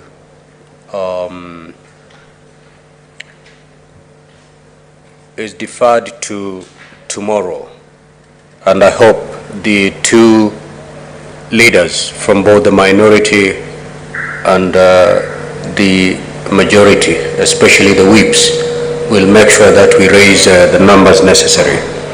The minority side has no excuses whatsoever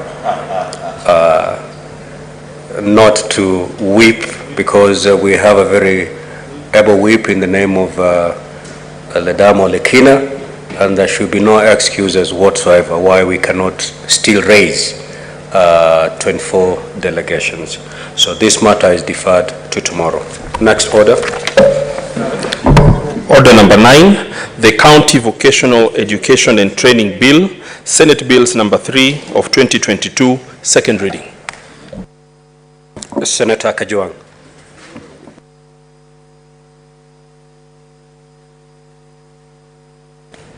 Mr. Speaker, sir, I beg to move that the County Vocational Education and Training Bill be read a second time. And Mr. Speaker, I will proceed to talk about the key features of this bill that has been before this House. It is not the first time it is coming before the House. It was here in the last session. Unfortunately, we were not able to process it to its finality. Mr. Speaker, this bill seeks to put in place a legal framework to govern the establishment and management of vocational education and training institutions within the counties. As we are all aware, the fourth schedule of the Constitution assigns village polytechnics and homecraft centers to county governments. Mr. Speaker, in the last 10 years, this has been one of the most under-invested areas by county governments. The name village polytechnics denotes an institution that is not fit for people with intellectual capabilities, Mr. Speaker. If you want to tell your younger brother that I want to sponsor you to go to a village polytechnic to study plumbing, Mr. Speaker, they will not accept. But if you tell them that you want to take them to a commercial college somewhere on Mutembei Street, they'll probably accept, thinking that it is superior to the village polytechnic. And yet, in a strict reading of the fourth schedule of the Constitution, even these commercial colleges that we have mushrooming all over, and Kiambu is one area, Mr. Speaker, where every corner you take, you'll find some commercial college. You'll find a college on hairdressing, you'll find a college on driving, you'll find a college on business studies, you'll find a college on all sorts of issues. And Mr. Speaker, many of them offer certificates. Vocational training and education has been defined in this bill as those institutions that offer certificates and below. Diploma and above have been defined as national institutions that would then be regulated by the TVET, or the Technical and Vocational Education and Training Act of 2013. Mr. Speaker, whenever we are proposing legislation, the question should be, what is the problem that we are trying to solve? The problem is that in 2013, when we started devolution, we had this Act of Parliament, Technical and Vocational Education and Training Act. We had the TVET authority that was established. The assumption was that the TVET authority was going to take care of, regulate, develop curriculum, define quality standards for all vocational training institutions in the country. In the Constitution of 2010, Mr. Speaker, when we were doing the TVET Act, we forgot that there were certain institutions that had been assigned to counties. So since the onset of devolution, village polytechnics and homecraft centers have been operating almost in an unregulated fashion, because the TVET authority has focused on the bigger institutions, which of course have got bigger budgets and have got more students in them. The problem we are trying to solve is that we want to allow county governments to have the regulatory space. We want them to have the statutory instruments to allow them to take over village polytechnics and homecraft centers. And I've seen that the comments from the Education Committee that was looking at this bill had also recommended that these polytechnics in our villages and in our counties, we stop calling them village polytechnics, give them another name so that they can become more attractive to our students. With the TVET authority sitting at the national level, Mr. Speaker, we have seen that these polytechnics and homecraft centers in our counties perhaps do not receive the kind of financing and capitation that is required to take care of the students who are enrolled in those institutions. Mr. Speaker, we have looked at a number of counties, and whenever they appear before my committee, many a times you will find that there's an audit query on transfers that have been made to polytechnics within those counties. One of the interesting findings is that whenever county governments make allocations to polytechnics, there are no modalities, there are no mechanisms to ensure that that money is utilized properly and that returns are brought back to the CEC for finance. Indeed, Mr. Speaker, in terms of capitation, you'll find that different counties sometimes use different guidelines for capitation and for support to students. For a number of years, this Senate has approved a conditional grant that was going to village polytechnics. And Mr. Speaker, that is one area that will require a special audit, because every year we've been appropriating millions of shillings to go to counties so that counties can pass that money to village polytechnics. But we have not seen how that money has been utilized. This bill, Mr. Speaker, will ensure that we have a framework for ensuring that in the polytechnics in our counties and homecraft centers, we have quality standards that are defined. A student who studies plumbing in a polytechnic in Mutembei should get a certificate and should be subjected to the same quality standards as a student who studies plumbing in a polytechnic in Lamu.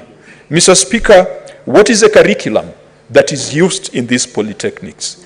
Is it a national curriculum or is it supposed to be a county curriculum? Curriculum development and policy is a national government function.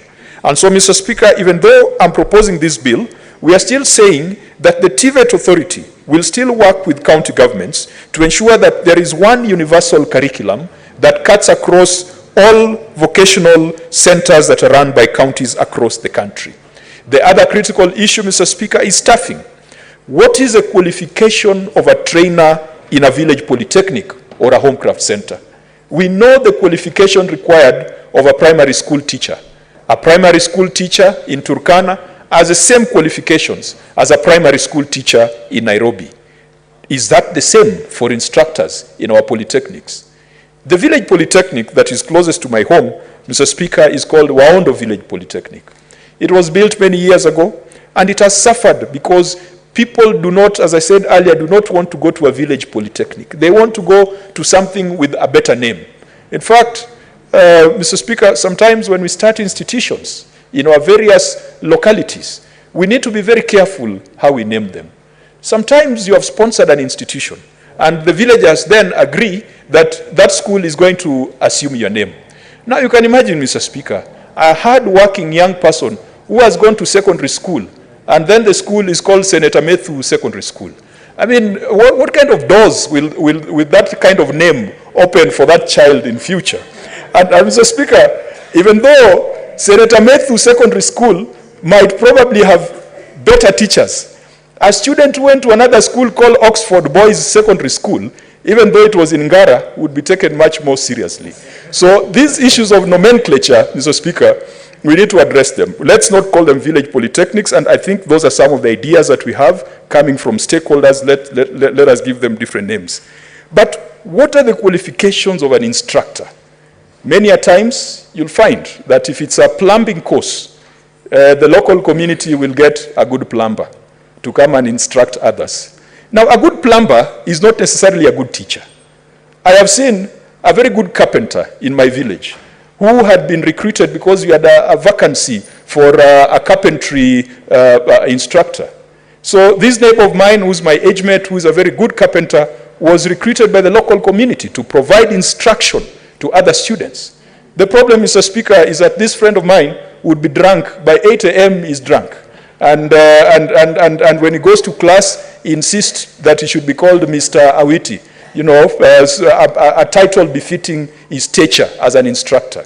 We need to bring sanity to these vocational centers in counties. And this bill seeks to give that power to the CEC for education to come up with regulations and guidelines on the qualifications of those people who should be providing instruction to students in vocational centers at the counties. There's also the element of accreditation. Mr. Speaker, there have been a lot of con games, particularly in this space.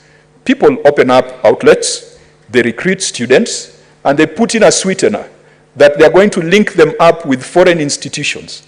Or they put in a sweetener that Senator Methu hairdressing school has got partnership with Cambridge, the village of Cambridge University.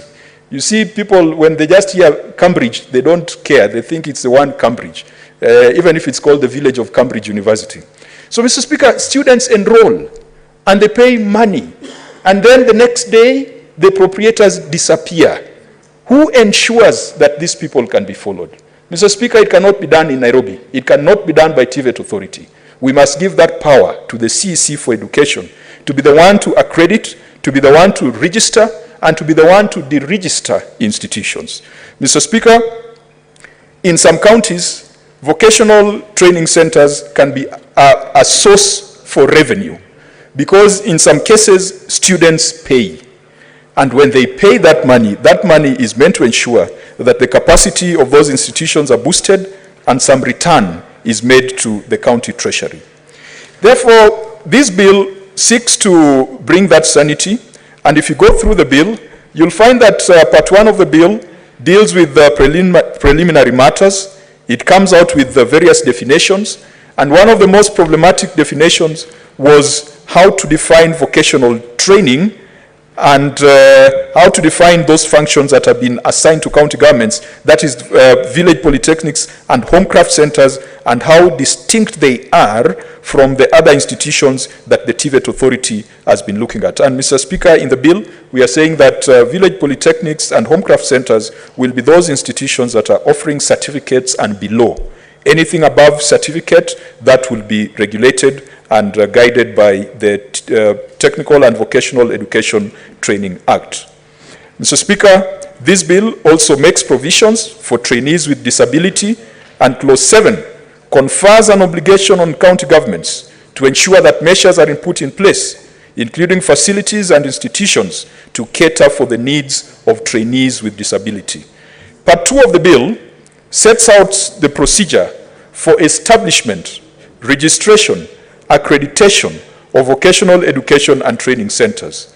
Mr. Speaker, Clause 8 of the bill categorizes the vocational and training centers as either public or private, and we are aware that private players can also be encouraged to set up these vocational training centers.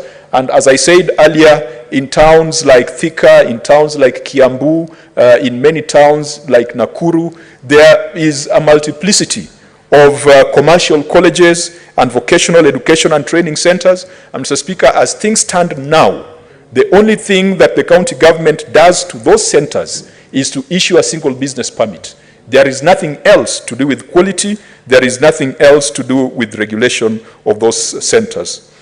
It also sets out the criteria for registration and circumstances under which registration of a vocational education and training center may be cancelled or revoked.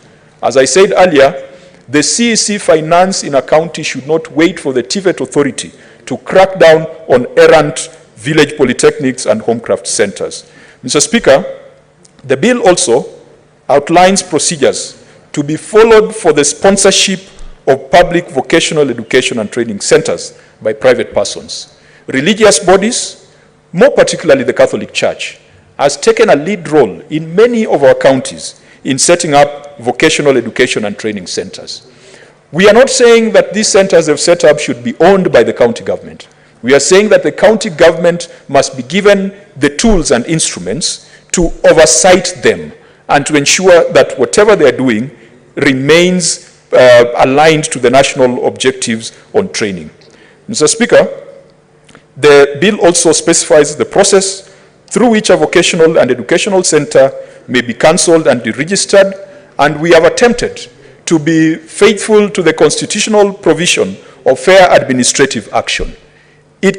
Cancellation of the license of a vocational center should never be by executive fiat.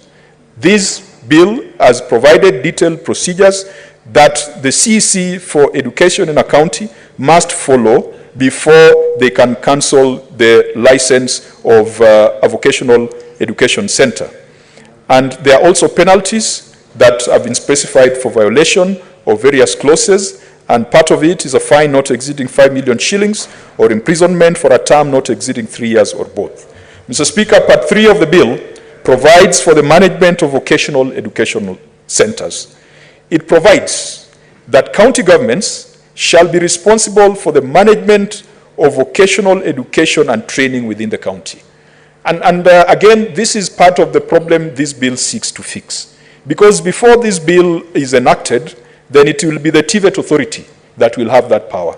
And Mr. Speaker, those colleagues of ours who are in this house, who have sat as governors, know that the national government many a times wants to claw back on devolution by maintaining institutions that then concentrate finances that should be going to counties at the national level. One of them is the TVET authority. There are many other examples, the roads agencies, the Kenya National Library Services. But, Mr. Speaker, even though we claim and even though we accuse the national government of that clawback, it is our responsibility as a Senate to come up with similar legislation that will decouple some of these functions from the national government and send them to the counties. This bill says that every public vocational education and training center shall have a board of management that will be responsible for the conduct of education and training. It also provides for managers and instructors of vocational education and training and their qualification to ensure that the centers are professionally managed. So it is not a matter of looking for a good plumber, even if he's a drunkard. It is a matter of looking for a good plumber who is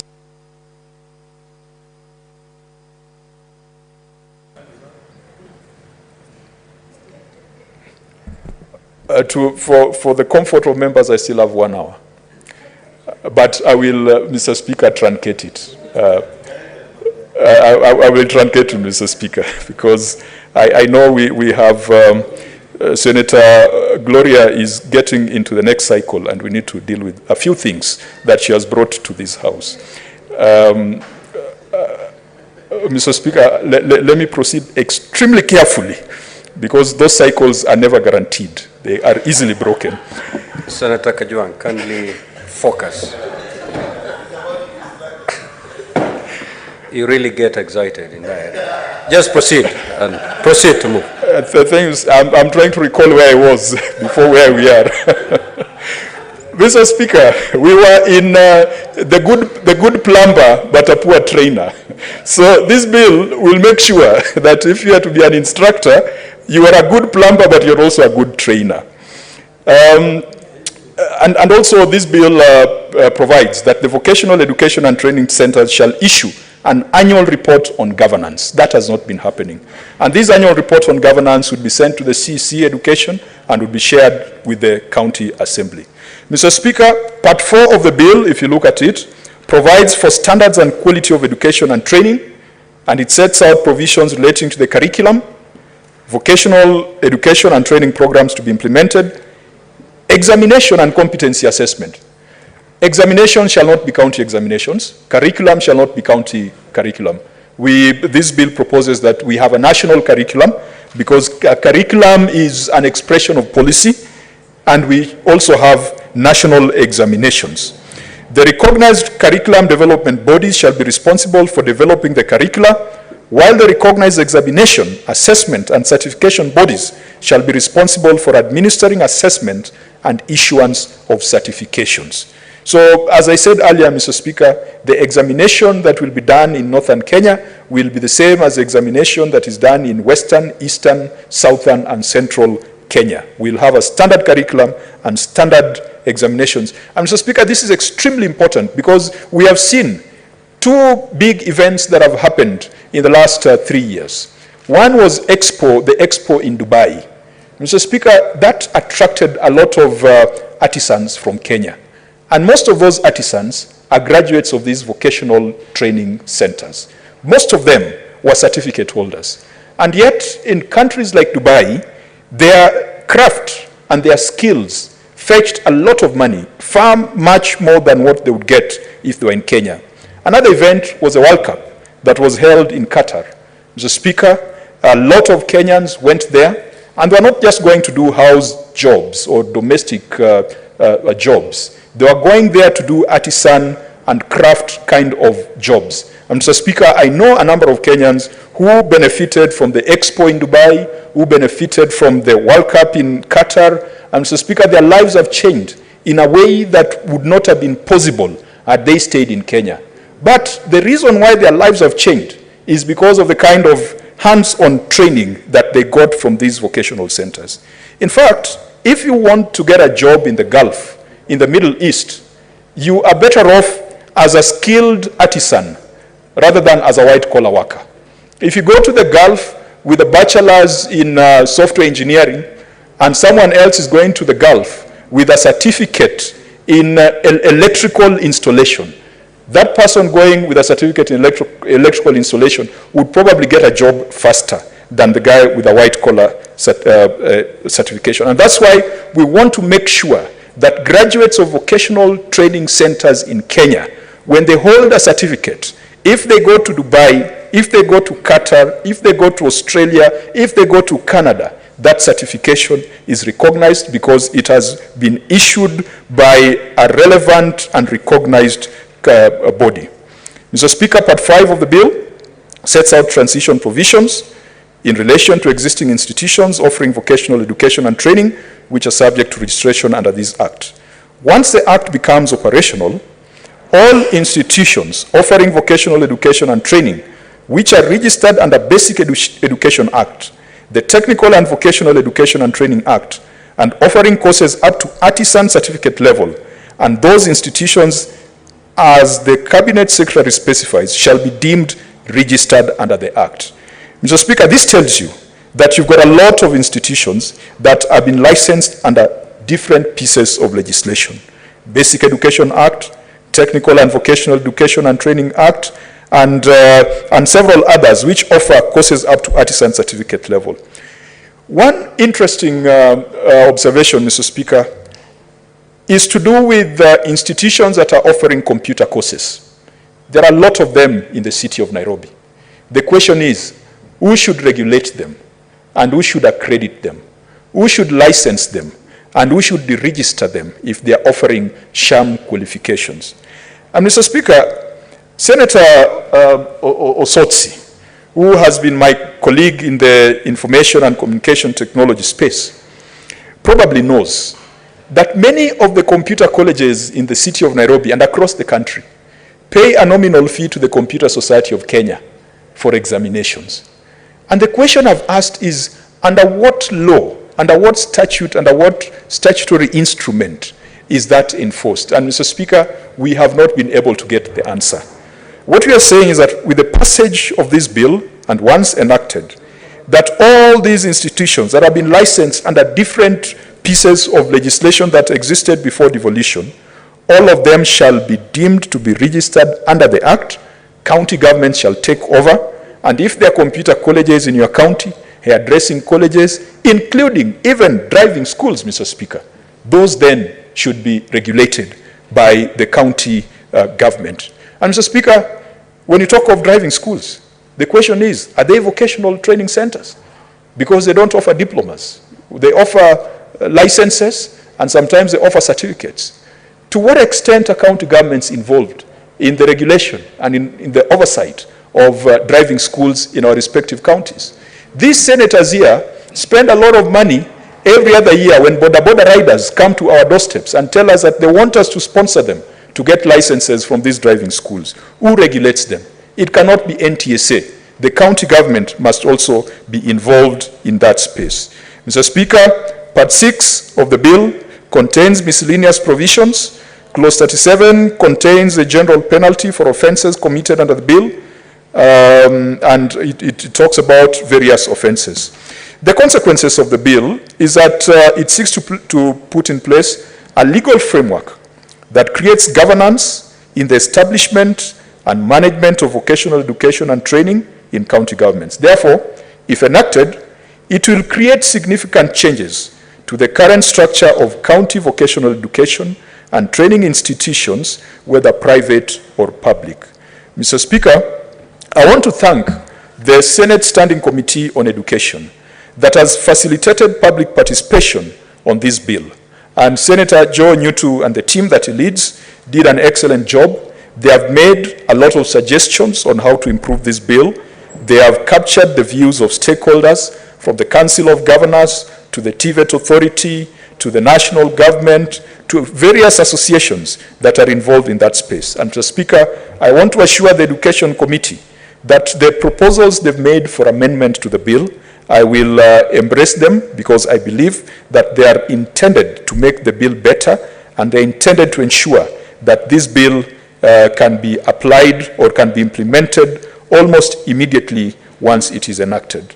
Mr. Speaker, I want to urge my fellow colleagues just to look at this bill to reflect on the state of vocational training and education in their respective counties, to reflect on the state and the status of homecraft centers in their respective counties. Mr. Speaker, 10 years after devolution, we have dealt with the issues of setting up. We have dealt with the issues of structure. We've dealt with issues of financial management systems, of human resource management systems. It is time now to deal with issues of talent and capacity development. Mr. Speaker, we as a House have passed a bill or have considered the bill on early childhood education.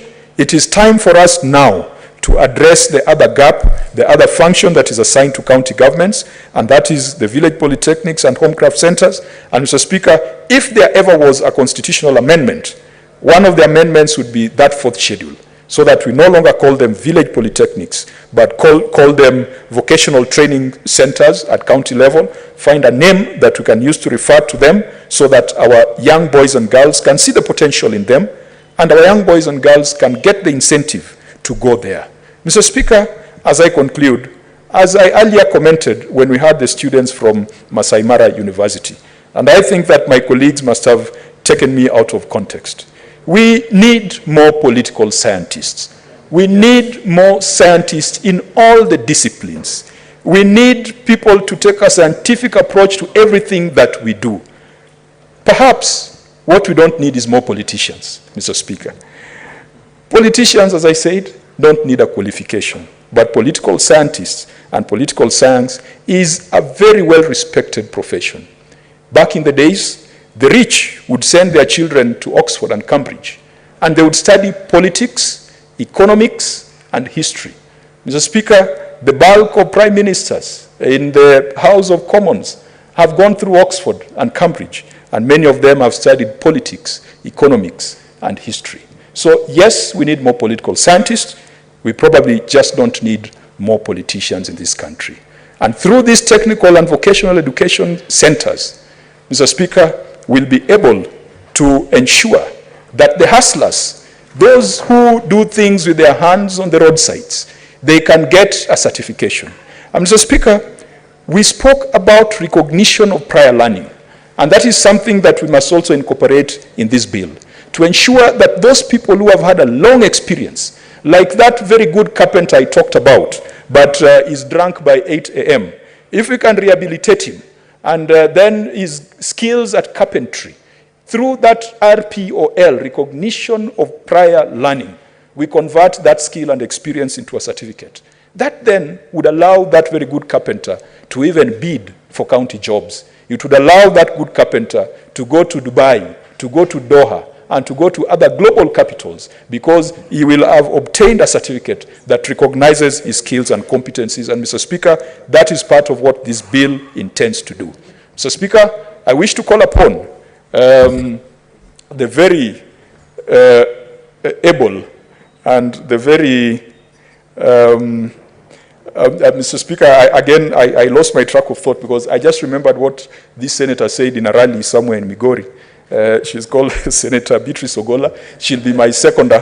She said some very interesting things about her, which I cannot translate into English, but she's going to be my seconder. I call upon Senator Beatrice Ogola to second the bill. Thank you, Mr. Speaker. Okay, thank you, Senator Kajwang. In the course of the many years we are going to be at this Senate, Honorable Speaker, you'll get to know about what I said in Migori. But it is all about myself, and I think everybody, yeah, and my size, and everybody, the size of so many things. But Honorable Speaker, I rise to second this noble bill, the County Vocational Educational and Training Bill, that is Senate Bill number 3 of 2022, by my able senator, Senator Moses Kajwang. Honorable Speaker, I second this bill basically because, Honorable Speaker, it addresses a core aspect of education that is devolved and that is core to our counties. Honorable Speaker, this bill, I second it because it addresses the issue of governance and the management of the county vocational education and the training centers. It addresses the issue of standards under Senator Kajwang. The mover talks about the quality, both standards and quality of education. Honorable Speaker, this quality is not only limited to the learners, but also addresses the quality of tutors that are going to take the learners through their education. Honorable Speaker, some of the skills that the vocational training institutes provide are so critical to even the urban space that we were addressing earlier by Senator Seki. Honorable Speaker, it is proposed that by 2030 or 2035, 65% of Kenyans or of the world will be occupying the urban space. And Honorable Speaker, these are some of the skills that will be needed as we grow the urban skills. I was impressed that Senator Kajwang talks about carpenters, plumbers, welders, that will have skills that are not only acquired through times of working with other skilled personnel, but they will be carpenters and plumbers and saloonists, and all the skills that we get from these training and educational centers will not only be acquired with time, but will also have been formally passed on to the learners. Honorable Speaker, I also second this bill because this bill provides for accreditation that will be done not only by the County Executive Committee member, but I'm happy that as this is done, it will also be under the guidance and standards that are set by the national standards of the vocational and educational training bills as provided nationally.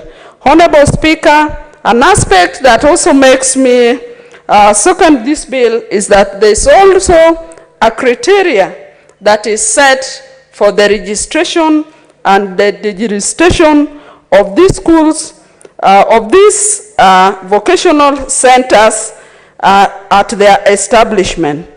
So, Honorable Speaker, these skills that the vocational educational centers provide to me and to everybody else is the answer, is the basic solution that is going to address also the unemployment situation that we have in this country.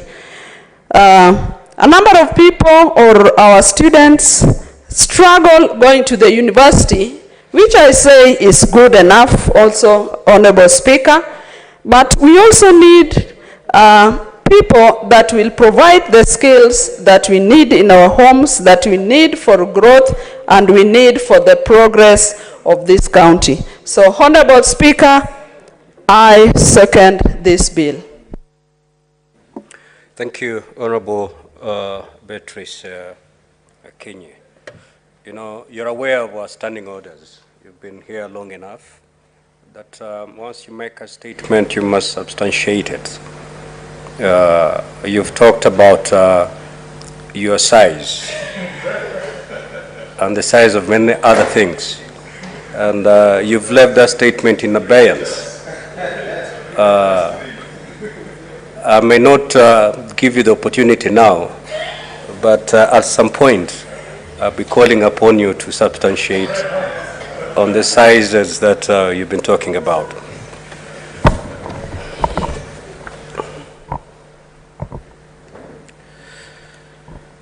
Honorable Senators, I do now propose the question that the County Vocational Education and Training Bill, Senate Bills number 3 of 2022, be now read a second time. We'll allow contributions. Looking at the queue, certainly a number of senators, in fact, all of us, it seems, would wish to make a contribution to this very important bill. And therefore, if we allow each senator to speak for 20 minutes, we may end up with only about 4 senators speaking to this bill. Honorable senators, with your consensus, therefore, allow us to limit contribution per speaker to about 5 minutes, to 10 minutes.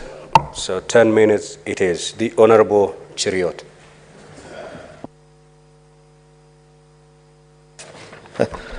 No. You know, Senate, Mr. Speaker, thank you, Mr. Speaker, but protecting from the Deputy Minority Leader. You know, I love a good debate, Mr. Speaker, and I've been a debater all my life. In fact, I've been part of those who have requested that, if possible, and I defer to your wisdom and guidance, Mr. Speaker, that in the interest of time we allow all our colleagues to speak. But this is one such important a matter that I wanted all of us, we could have the full time.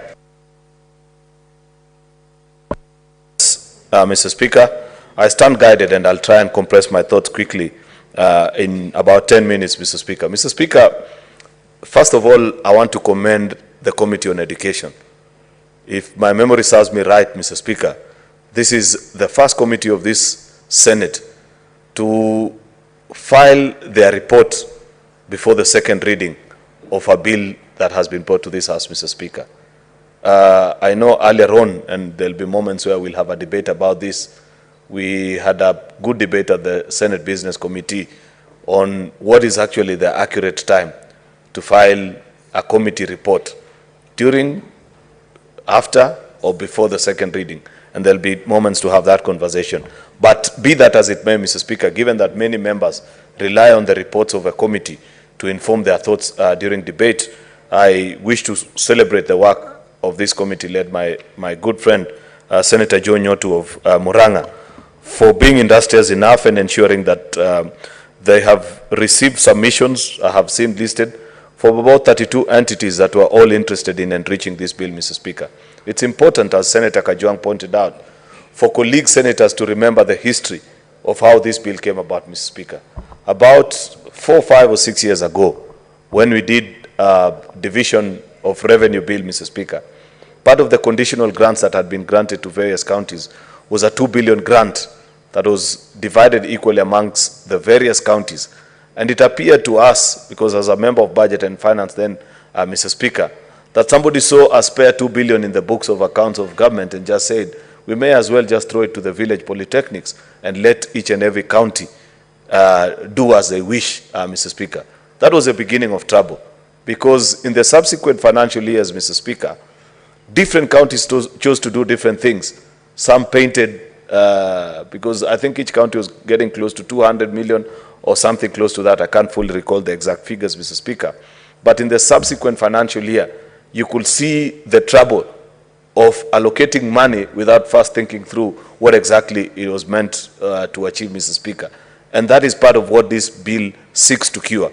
This is long overdue, Mr. Speaker, because in the audit reports, if you look at it, must be financial year 18-19, you will see that different county governments actually decided to do various things with this particular money, Mr. Speaker. Some painted, others set up rabbit urine fetching projects for the county members and said that's a vocational duty as well, and different things, as ridiculous as you may want to imagine.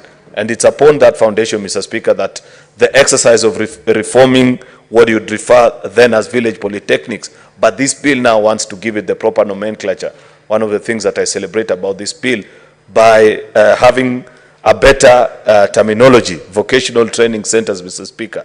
Back then we referred them as village polytechnics, Mr. Speaker. So I celebrate the fact that, first of all, just to give decency, even if for nothing else, just to have a better public relation of these particular centers, Mr. Speaker, so that somebody can proudly come to this Senate and say, while you may be proud to have gone to such and such university, and say, I'm a proud graduate of Kapchebet, that's the name of my village, Mr. Speaker, vocational training center, where I learned a particular trade, and that's what have excelled in. I've paid my money, I've lived a decent life out of it, because that is that which we want out of this particular bill, Mr. Speaker. It is also important that in this bill, county governments have been now granted the role to set that which they intended at that particular time.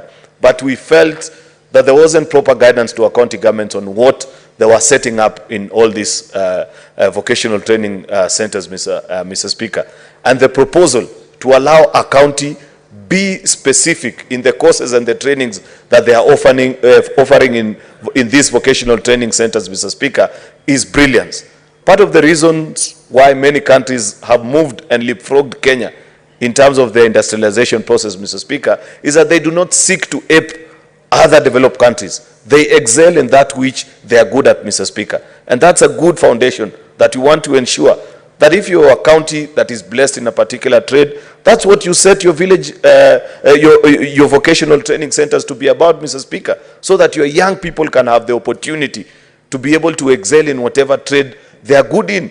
If you live close by to the lake like Senator Kajwang, then you will set up vocational training centers that are related to the economic activity of that particular region. It doesn't make sense whatsoever to learn other trades for which you know you will never even have the opportunity to ply your trade and make a good living out of it, Mr. Speaker. And the same applies to all of us. Each village, each county has for good reason, areas where they are specific and good about it. I appreciate also that there is proposal that will make sure that these centers are professionally managed, ensure that issues of governance are addressed. I like the fact that on year-in, year-out basis, before this House and other instruments of government, of accountability, Mr. Speaker, they will file their governance report. And we shall be able to see the number of students they have, the fees they pay, how that has been utilized, what development is going on in that particular institution, Mr. Speaker. That will help us. I like also the nexus that has been created between the TVETs, the technical vocational education training centers, and the VTC, vocational training centers.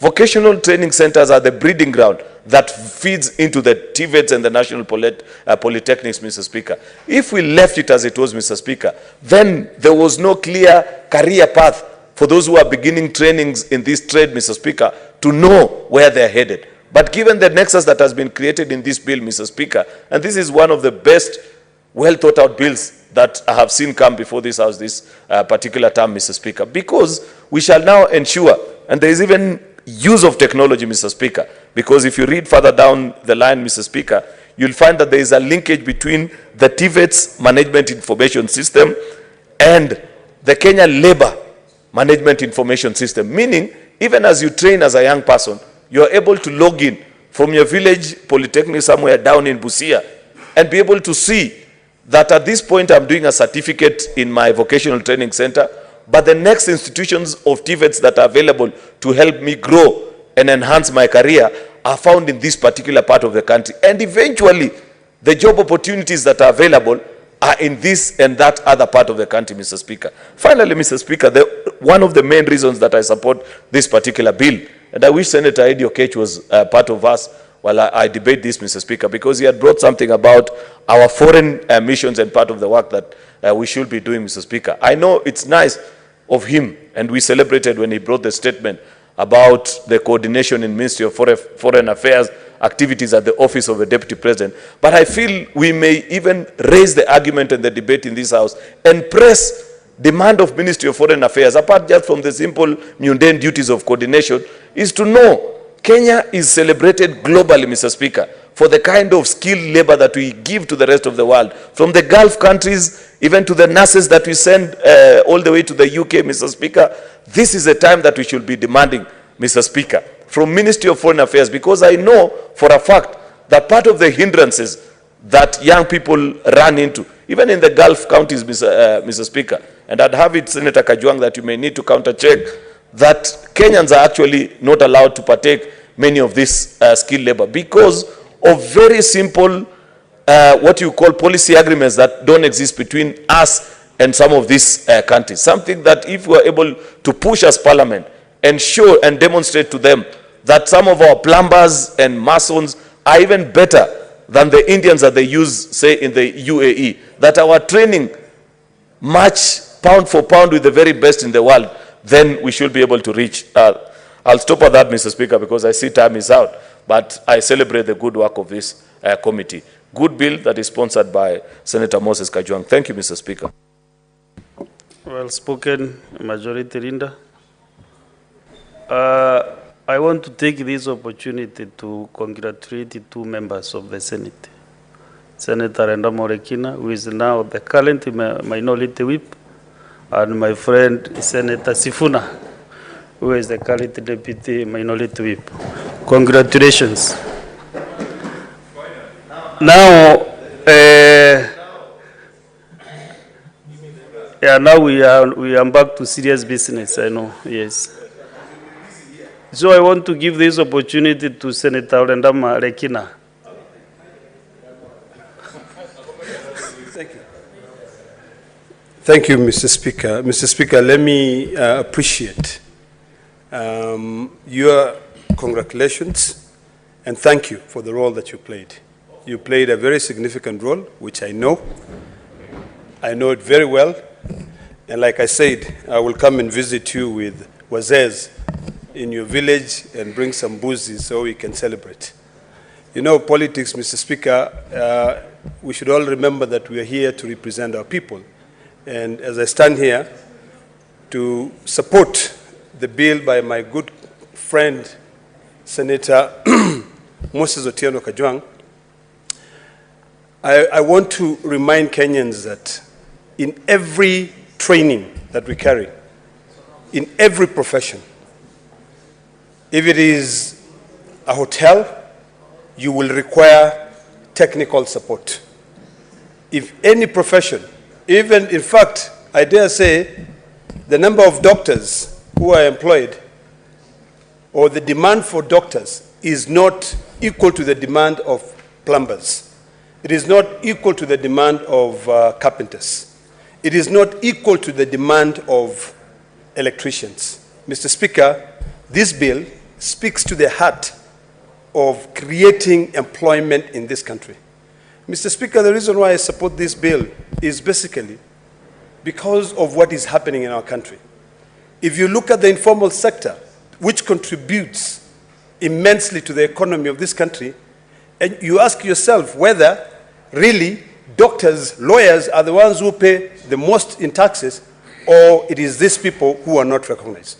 Mr. Speaker, I support the bill and I hope that the draft of this bill, the distinguished senator from Homa Bay, can consider adding, maybe bringing an amendment to ensure that the last statement that he made of recognizing prior learning experience is actually entrenched into the bill so that those people who are born as artisans can actually be given certificates and they can be recognized and will be given an opportunity to train other Kenyans to allow them to be able to get jobs. Mr. Speaker, sir, sometimes when you look for a plumber, you don't get one. Mr. Speaker, sir, sometimes when you look for an electrician, you don't get one. So this bill actually helps a lot. It helps, and I like the fact that in the fourth schedule, maybe that's the only part that I will differ a little bit with my colleague, if I heard him correctly, in terms of the amendment of the Constitution. The only thing that we should do if we are to amend is to ensure that we send more money to support these vocational training centers. County governments should take their role. I like the fact that he wants the county governments to be able to support this vocational training. The only part which I think we are over-regulating is if we now also require that we regulate on driving schools, we regulate on barber shops, we regulate on beauty parlors. Mr. Speaker, in this country, so long as we've already regulated the training, allow people to go and make their money. The problem we have in this country, Mr. Speaker, is that we are in love with taxation. We overtax people. Recently, Mr. Speaker, sir, I got a call from KEBS telling me that, oh, in your manufacturing of milk, we now want you to start paying another levy in terms of taxes. You know, we are trying to kill the manufacturing sector in this country.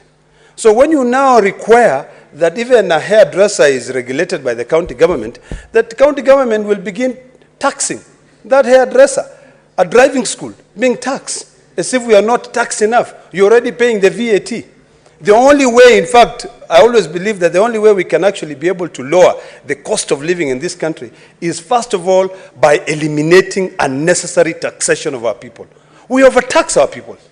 And I feel bad that we are overtaxing our people so that we can please the West, we can please IMF and all the other Bretton Woods institutes, that we can be able to pay the loans that they give us. So what we should do now is to only regulate. I like the fact that the bill attempts to regulate this, set up standardized exams all across the country so that any mushrooming vocational trainings that can be able to come, they can actually exist with, following a particular statutory. So, Mr. Speaker, in conclusion, I'd like to request Senator Kajwang to really think about adding that aspect of ensuring that we recognize prior learning experiences in the bill so that we can now, every county can start registering how many people are plumbers, who they have just learned out of experience. How many people are mercenaries? They have just learned out of experience. How many people are electricians? In my own farm, Mr. Speaker, I have two young men. One is called Muncha and the other one is called Sankei. Sankei has never gone to any school to learn electrical work, but he's a good electrician now. He's learned through experience. Muncha has never gone to any school to learn plumbing, but he has been trained by another young man called Kibugi, who comes from Kikuyu, and they can now work together. So, Mr. Speaker, this bill is very important, and I hope that every senator will contribute to it, and we can expedite the processing of this bill, finalize even today if we can, so that it becomes an act of parliament. Otherwise, Mr. Speaker, I thank you. Thank you, Senator Rendama. And attention, Senator Kajwang, this is no longer Senator Kajwang's bill. It is a property of this House. So you can recommend as many amendments as possible. So maybe you just liaise with him and see where you can be able to make amendments, because it's a good bill for Kenyans. Let us get Senator Danson Mungatana.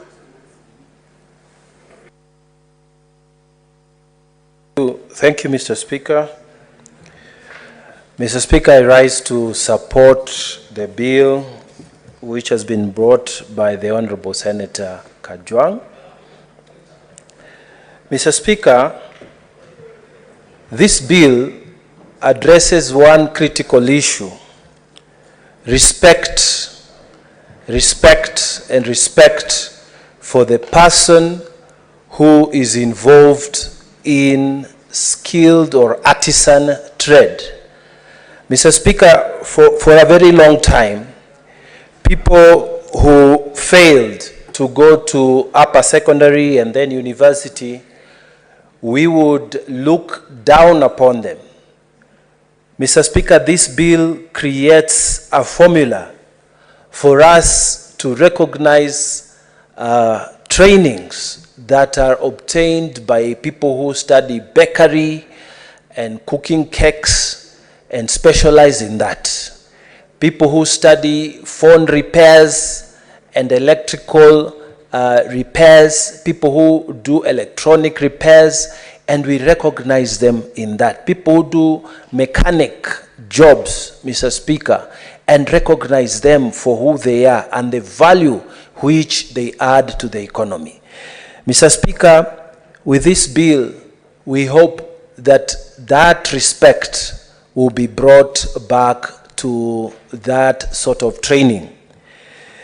So this bill, Mr. Speaker, addresses one important issue: the issue of recognizing artisan training, which has not been there for a long, long time.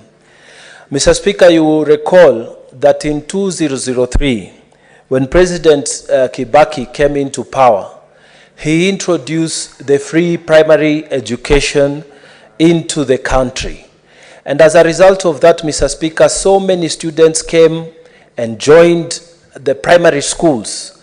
And then they went on to secondary. But many of them, Mr. Speaker, at that time, before the secondary education came into process, They were not able to go to secondary schools. And even those who went to secondary, the seams were bursting in the secondary schools. And many of them could not go to university.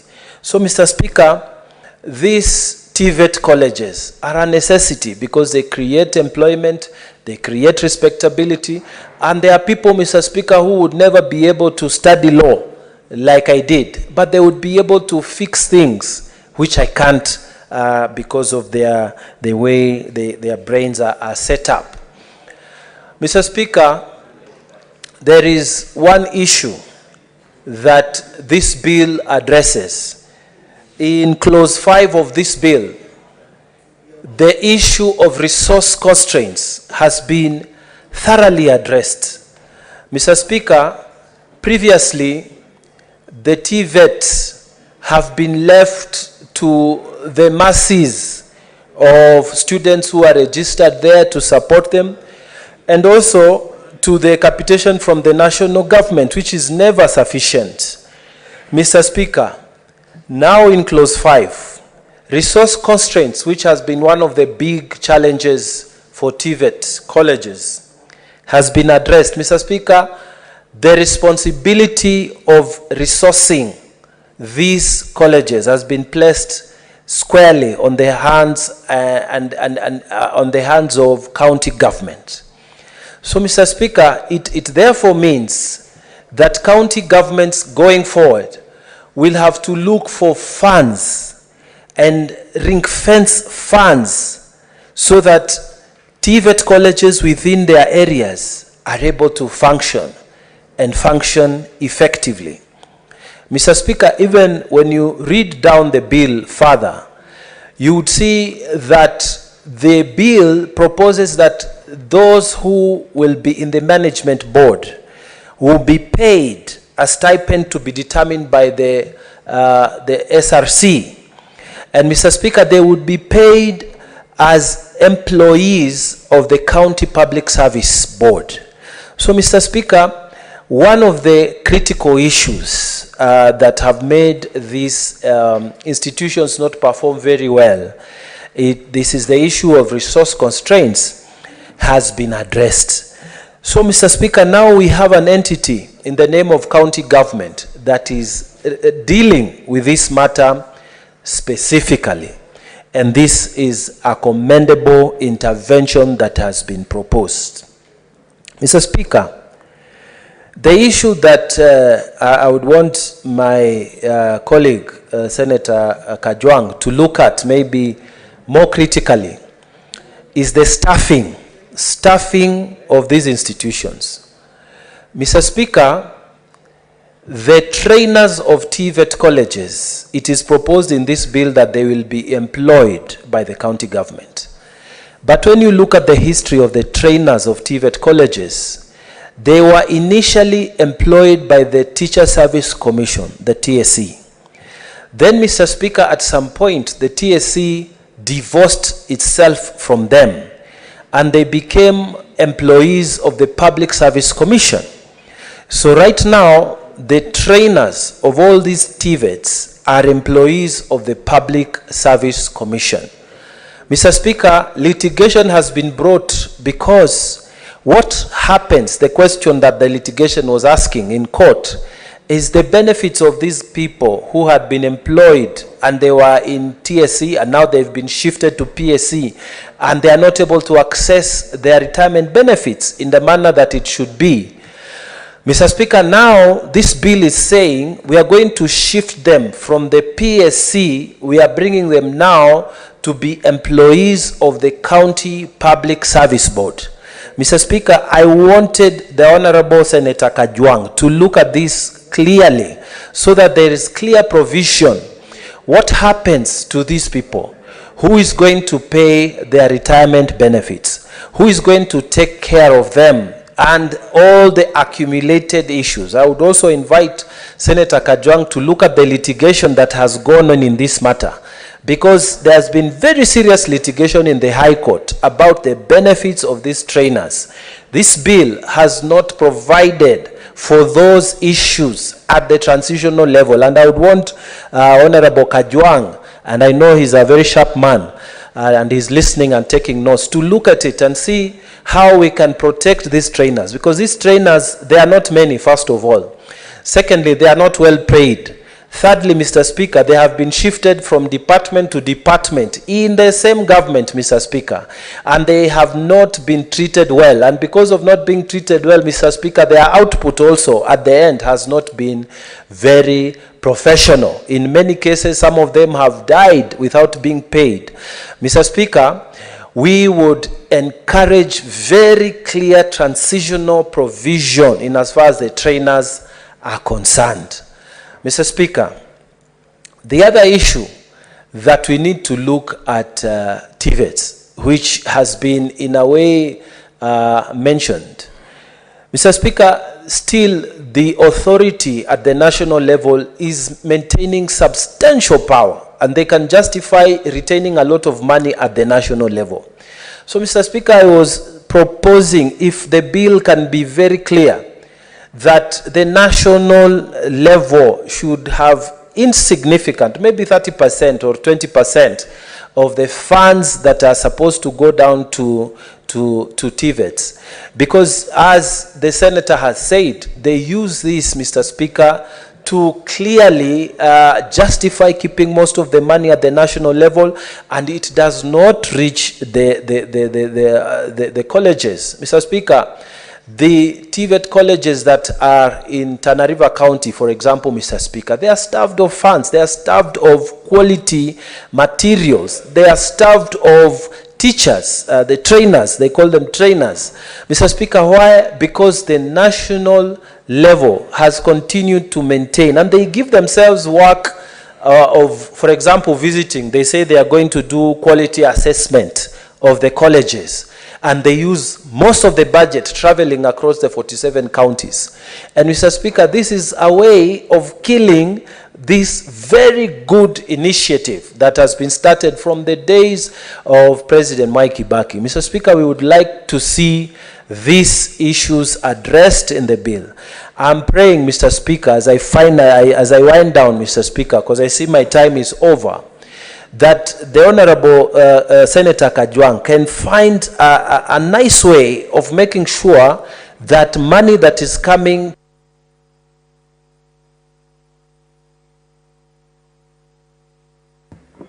I repeat again that I can see members are really interested in this bill. Senator Mgatana, just approach Senator Kajwang and see what you can do within this before the second reading is over. You make the necessary amendments, then we need to empower the bill more. Let us have the Deputy Minority Whip, Linda, Senator Wambua Enoch.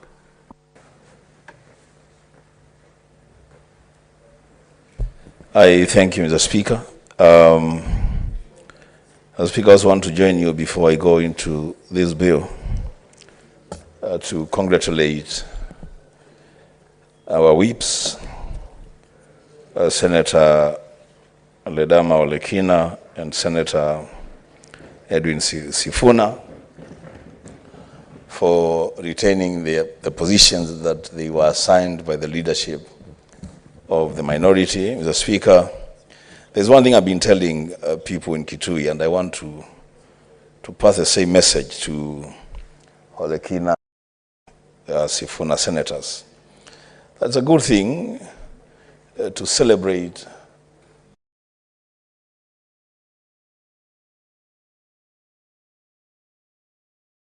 you bagged. It's a good thing to celebrate. So find time and reason to celebrate. Yeah. The Speaker, let's go back to this bill by our good friend, Senator Kajwang. Generally, a very good bill. The Speaker, I want to thank Senator Kajwang for the clarity that he brings to vocational training in the country. There has been a lot of confusion within institutions that offer vocational training, and I thank him that now this bill brings clarity, that this bill, vocational training, will cover institutions that are offering certificates and below, and that then other institutions that are offering diplomas going forward then will be covered by a different bill. So, Speaker, you know this country lately has suffered consequences of our own success in the education sector. With the expansion of university education, what has happened is that almost every public and private university in this country worth its name, they have been coming to our villages, our towns, and buying off vocational training institutions. For that reason, what is happening is that now we have a deficit of semi-skilled labor in especially the construction industry. This bill, Mr. Speaker, comes at a time that this country needs proper training of artisans in all spheres of industry. And I am reminded, Mr. Speaker, that until recently, this country did not actually have a specialist in live pipeline welding. That we had to rely on experts from outside the country, importing welders from China, India, to come and do live pipeline welding. I am now grateful, Mr. Speaker, that one Chepkoech Chumo has become the first woman live pipeline welder. And now they can train other people in pipeline welding. So, Speaker, let me go straight to the bill, the clauses that I've gone through. Clause 3 on the guiding principles. I am happy that it brings focus to public participation on all decision-making initiatives for vocational education and training. Mr. Speaker, the promoter of the bill talks about technology transfer in clause 3. I would actually want to urge Senator Kajwang to consider not just technology transfer, but an exchange program ingrained in the law, so that as we aspire to achieve standardization in training, we have exchange programs between village polytechnics in different counties offering the same or complementary training programs. The Speaker, on clause 4, the responsibility is assigned to the national government on training policy, examination standards, and especially on the issue of examination standards in vocational training institutions. The Speaker, as things stand now, a lot of those village polytechnics, and I am happy Senator Kajwang thinks we should change that name to a more honorable nomenclature. Teachers come and set their own exams, and the students are tested on what the teacher thinks is the right thing to be tested on. We need standardization. We need the ministry responsible for vocational training to be able to set standards, and especially examination standards. The Speaker, on the responsibilities of county governments in clause 5, I want to request the promoter of this bill, Senator Kajwang, to consider, because he talks about collaboration with international and national and local institutions, to consider being a little more broad, so don't limit yourself to partnerships with institutions, but really partnership with industry. For what reason? For the reason that, Mr. Speaker, I'm looking at a situation where local vocational training institutions should have a working relationship with local contractors.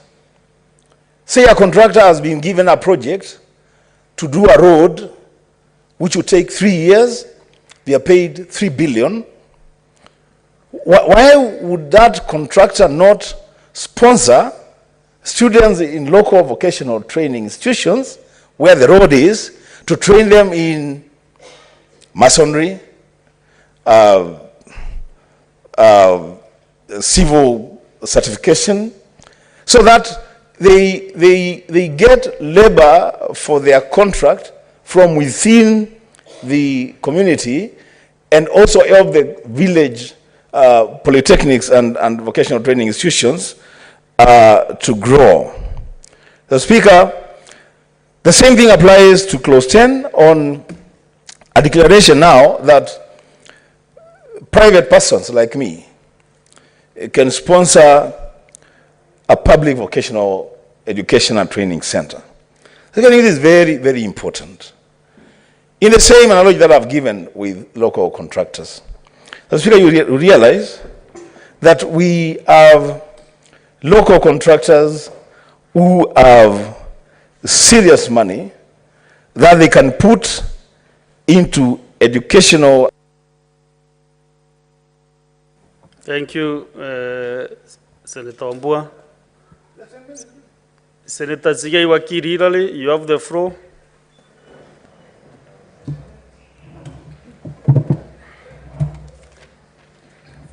Mr. Speaker, thank you very much for giving me the opportunity to also contribute and laud the bill by the Honorable Senator Kajwang. Mr. Speaker, I've listened to members contributing to this bill, and I must commend the fact that there is unison in the desire to ensure that at the lowest level of these training institutions, we honorably refer them by the name that they deserve. I am aware, Mr. Speaker, that every other senator or person in this House at any given time desires the specialized services of the people who have been trained through such institutions. And therefore, Mr. Speaker, calling them by the appropriate name makes it an honorable position and encourages maximum utilization of the expertise of those people. Mr. Speaker, sir, the artisans and the persons who actually are trained through these institutions are going to be granted an opportunity to have a very competitive edge, both in the local and international markets, especially where they have been recognized through a consistent structure of examination and recognition of their certificates.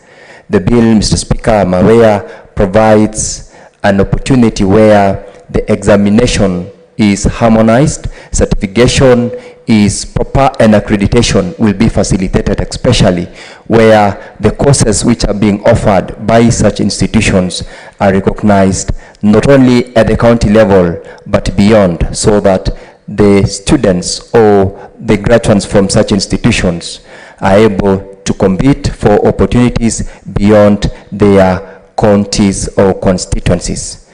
I am aware, Mr. Speaker, further that at any given society where there is an opportunity, especially in terms of academic qualifications, if one is denied an extension beyond their primary examination, not because of their inability to pass the requisite exams, but because of challenges that in most cases we are aware arises out of lack of school fees, the less advantaged institutions or families where they are unable to further the education can do so within such institutions, which once they are properly set up and funded as it is provided for in the bill, they will expand their knowledge, they will expand their interest in the areas where such students or young men and women are interested in pursuing.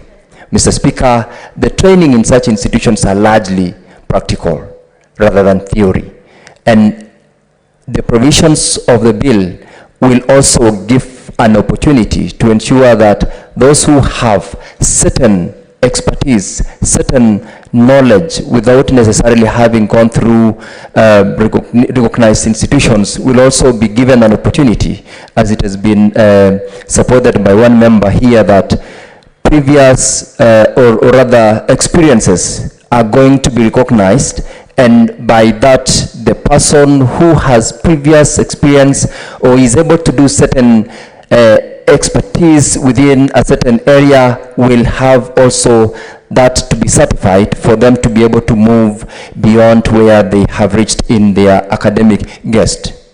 I want to laud Mr. Speaker, under the provisions of Part 3, where the bill recognizes and provides for annual governance report.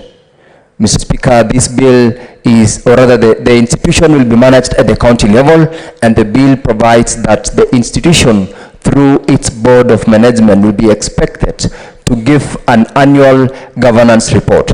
This way, Mr. Speaker, will give an opportunity not only to the institution but to the public at large to ensure that the institution is governed in a manner that is recognized, in a manner that gives an opportunity to the public to participate, and by extension, public resources which are invested in the institution are properly utilized and accounted for. I laud the Honorable Kajwang for ensuring that that provision is available in the bill.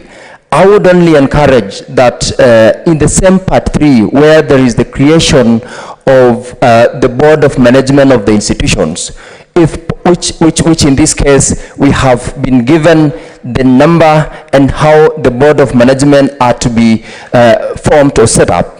I would wish that Senator Kajwang introduces a provision where this board of management mandate can extend to creation of income generating sectors within within the units or the training sectors or departments in the institutions. Because when we have recognized certain expertise and have granted certificates, I think the institution can gain by ensuring that certain departments can be created as investment forums where the mandate of the board, if it allows, can be utilized by the institution so that the institution can earn not only to the benefit of the students, but to that particular institution itself.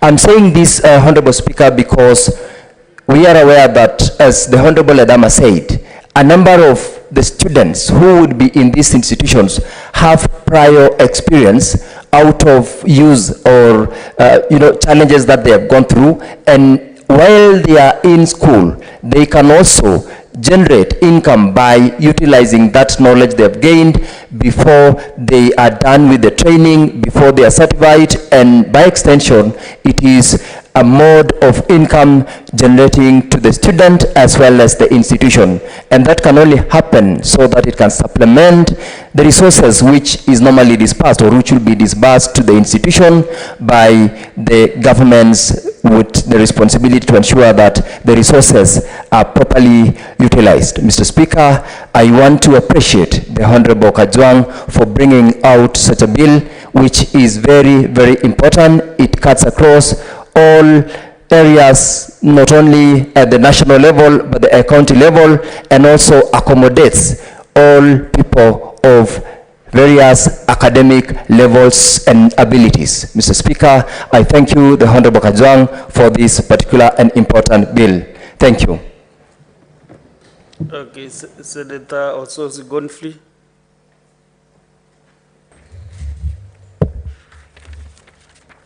Thank you, Mr. Speaker, for the opportunity to also make my contribution to this very, very important bill by Honorable Kajwang. Mr. Speaker, maybe before I make my contribution, there is a very important point that was raised by the majority leader in regards to at what point should the committee reports be available to us. Mr. Speaker, first of all, I want to commend the Education Committee for ensuring that the report is tabled in time. I think, Mr. Speaker, you are the chair of the Liaison Committee. We need to encourage our committees to table the reports so that members have sufficient time to go through the reports before second reading debate. So, Mr. Speaker, I want to encourage that maybe in our standing orders, we need to really insist that the reports must be tabled before we engage in second reading.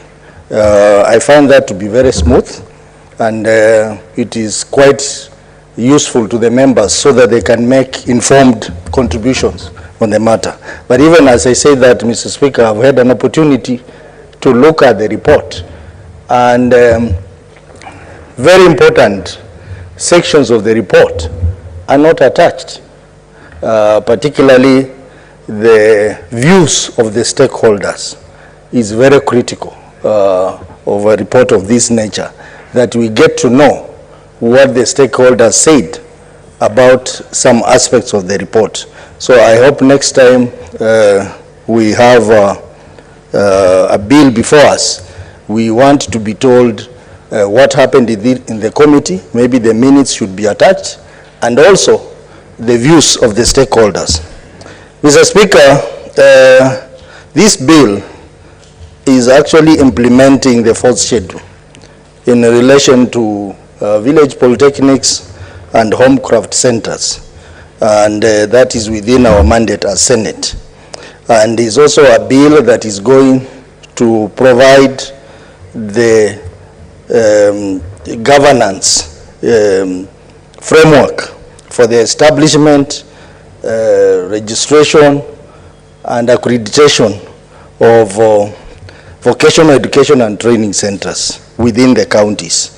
So it's a very important bill, and as the mover had alluded to, we have so many driving schools, we have computer colleges, which are privately owned and should actually be regulated under this bill to ensure some uniformity in the standards of training and examinations in this institution. Mr. Speaker, I think the focus in this country has to change. Many people are rushing to do degrees, even those who don't get good scores at the secondary level.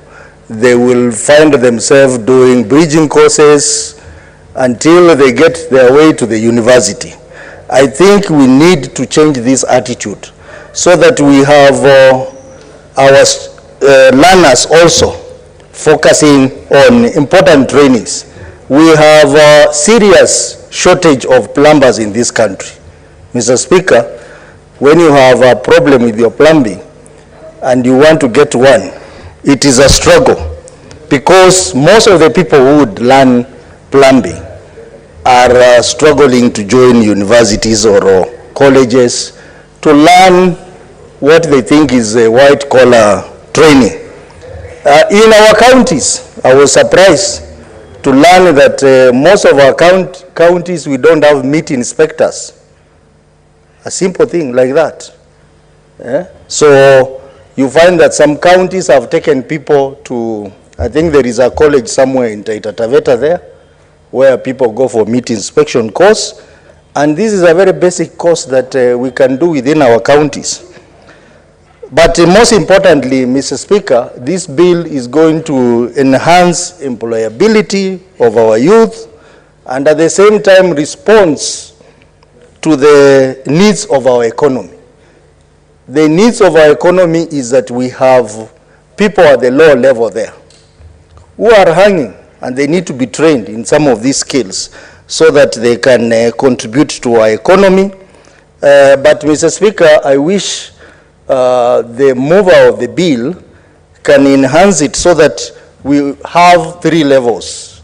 We have school-based training, that is vocational training that can be done within our schools. When I was in high school, Mr. Speaker, we had some special courses that we did. Like I remember I did woodwork. which was basically training us to be carpenters. And I still apply that training to date, Mr. Speaker, even though I ended up being an IT expert. I still remember that. We had things like technical drawing, which I know some of my former colleagues in high school are still applying that, even though they are doing other things. So we need to have school-based programs integrated maybe in this bill. We also need to consider adult learning. That is, even for those who have either gone through formal education or not, can also have access to this kind of training. And post-school arrangement. Because, Mr. Speaker, in Europe, where there is a lot of focus around vocational training, they have two levels of this training. They have what we call the initial vocational education and training, which is done within the schools, upper secondary and even post-secondary level. They have what we call continuing vocational education training, which is done post-school, even when someone is working, so that they can acquire new skills or even retrain. So, Mr. Speaker, this is a beginning. I think this bill can be improved to accommodate these different levels of training that I'm talking about. Mr. Speaker, this will also expose the learners to work-based learning and vocational education, even when they're working and doing other things. For example, Mr. Speaker, I would like to know about plumbing so that I don't engage a plumber who will come to my bedroom when I'm not there, Mr. Speaker. So I can fix it myself. You know, some things are too private to be done by other people. So we need to be given these opportunities, Mr. Speaker. Mr. Speaker, I have also looked at the bill, transitional provisions of the bill, where the mover is proposing that those institutions which were established under Basic Education Act, Technical and Vocational Education Training Act, will automatically be licensed under this new law. I would wish that maybe in the committee of the whole house, we can also define the time frame of doing this, because some of these institutions may need to be re-evaluated afresh. In the report, Mr. Speaker, it is proposed that we need to have a policy intervention to provide for a framework for inter-county transfers of trainees and instructors. Mr. Speaker, I think this is very important, so that if someone has to change residence or for some reasons he needs to move to another county, it should not be a hindrance.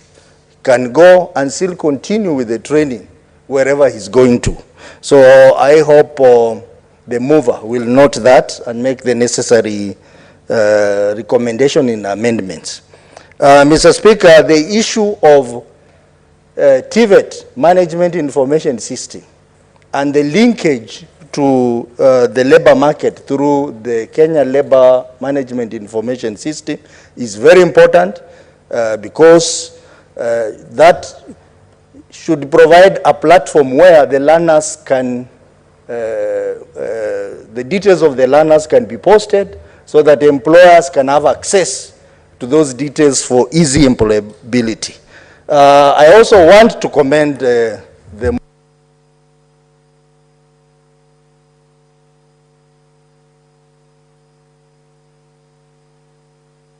I'm not the timekeeper. I think that your time is over. Your time is over. Just pass your next point to Senator Aminda Kibwana. It's on behalf of Senator Ososi. Senator Ososi, many contributors to this bill have really commended the Standing Committee on Education. They have actually satisfied the provisions of Standing Order 148. which says that whenever a bill is referred to a standing committee, the chairperson of the committee, the vice chairperson, or a senator designated by the committee to which the bill is committed shall present the committee's report to the Senate within 30 calendar days of such committee. So this will be tomorrow. Let us meet at 11 a.m. It is part of the discussion. So the Committee on Education have done so well. The other bills which have lapsed the 30 days, calendar days, and we must discuss at the Liaison somehow tomorrow. Thank you. Senator Karungo Dhangwa Paul. Thank you very much. Thank you very much, Mr. Speaker. As I rise to support this bill, but of course with a bit of amendment that will come way later. But before, or as I support this, I have looked at my Google here just to know, not that I didn't, but just to bring it to the attention of this House. What is vocational training, Mr. Speaker? And Mr. Speaker, vocational education prepare learners for jobs that are based in manual or practical activities, traditionally non-academic and totally related to a specific trade, occupation, or vocation.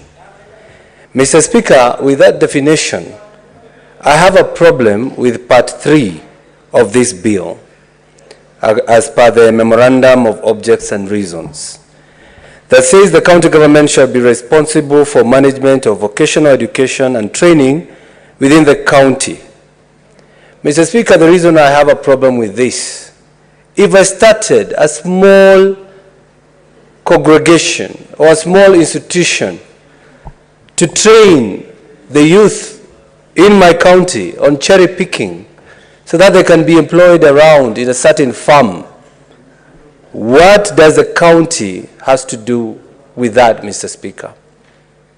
Mr. Speaker, I believe when it comes to training our young people, they are trained to execute some skills that are required within their area. When I was growing up, my uncle had a vehicle, and we used to go to a mechanic, and every time the mechanic used to say, shida ya hii ni kafuraita. Mr. Speaker, I came to learn later the kafuraita was a carburetor. That mechanic could fix that vehicle even without knowing what that thing is called in English, Mr. Speaker. What am I trying to say?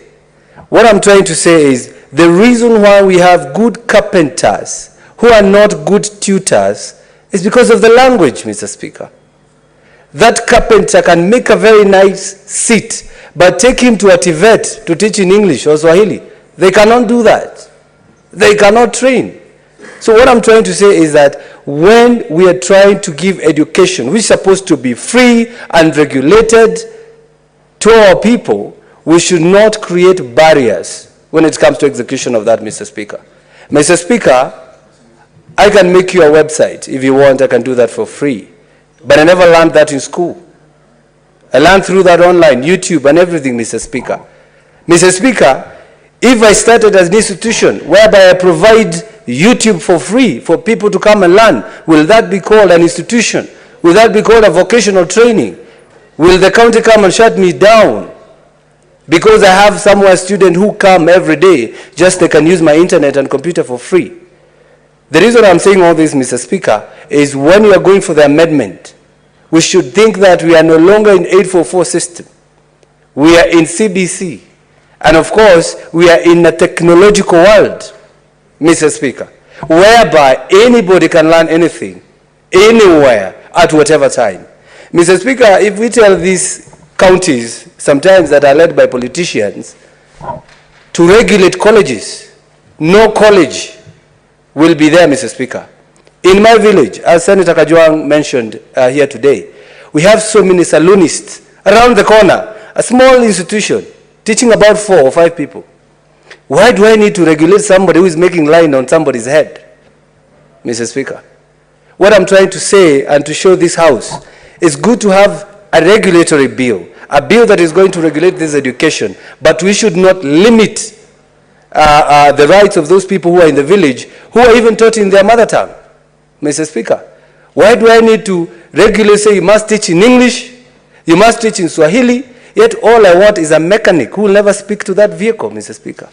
All you want is that the owner of the vehicle to come and say, look at it.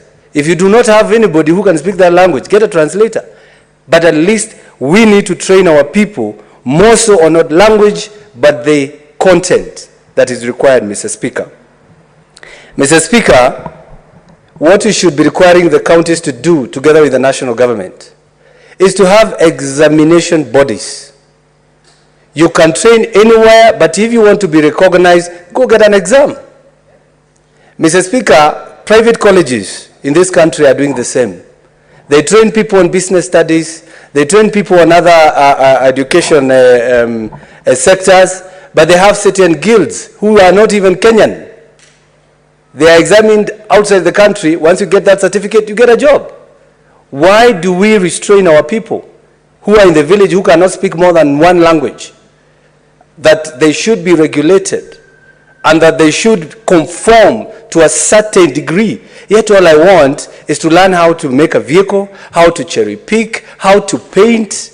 I don't even need a certificate when it comes to painting, Mr. Speaker. I can only invite you, come and see what I've done before. These are the manual skills we are talking to.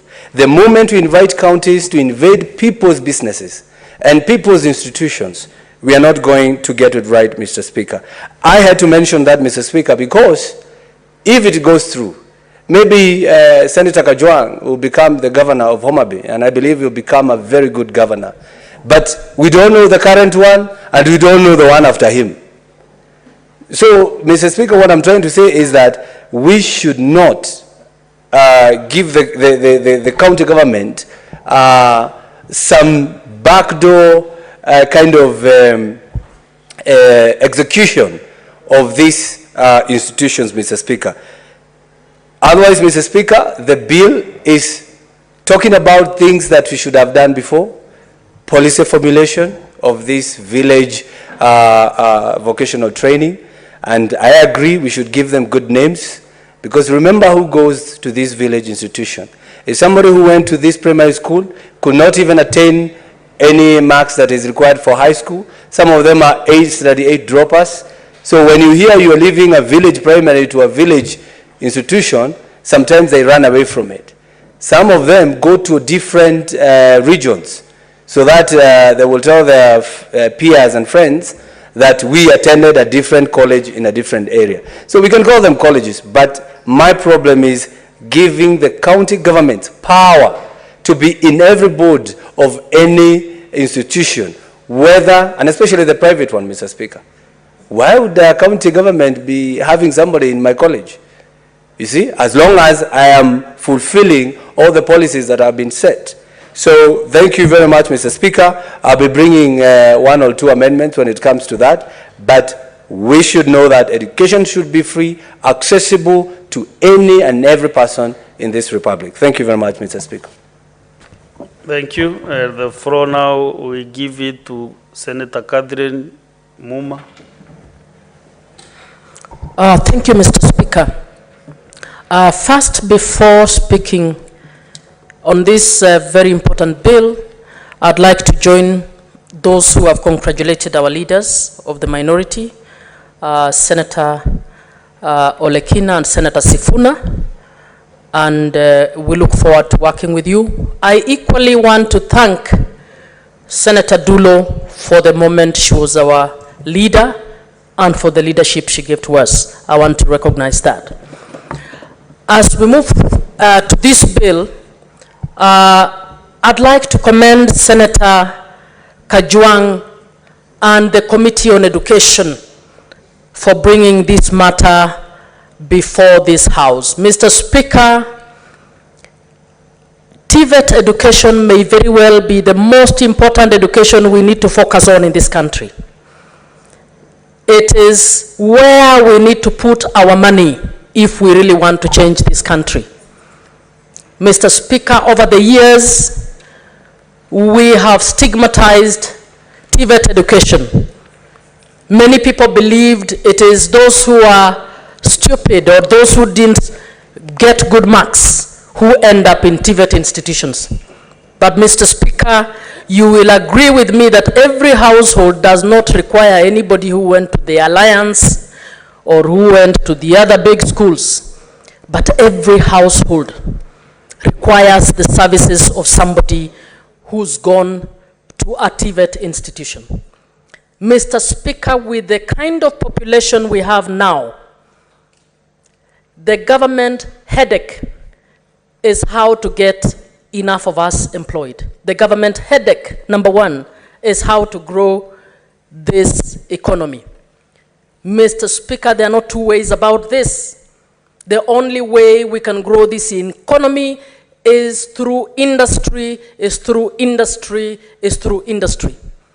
But we can't do that because we don't have enough manpower that is properly qualified to take on industry. That's why we give contracts to the Chinese and we allow Chinese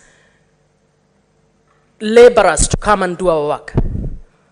Mr. Speaker, I'd like to urge that this Senate should be known as the Senate that made the point, brought the point home that TVET education is where to put the money.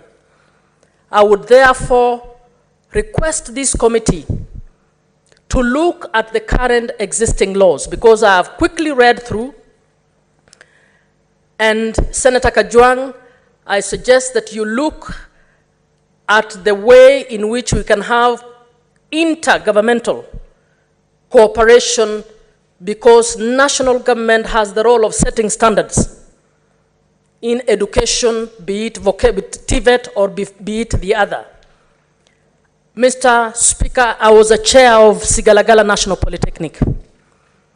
And while a chair there, I really appreciated the value of having people with skills.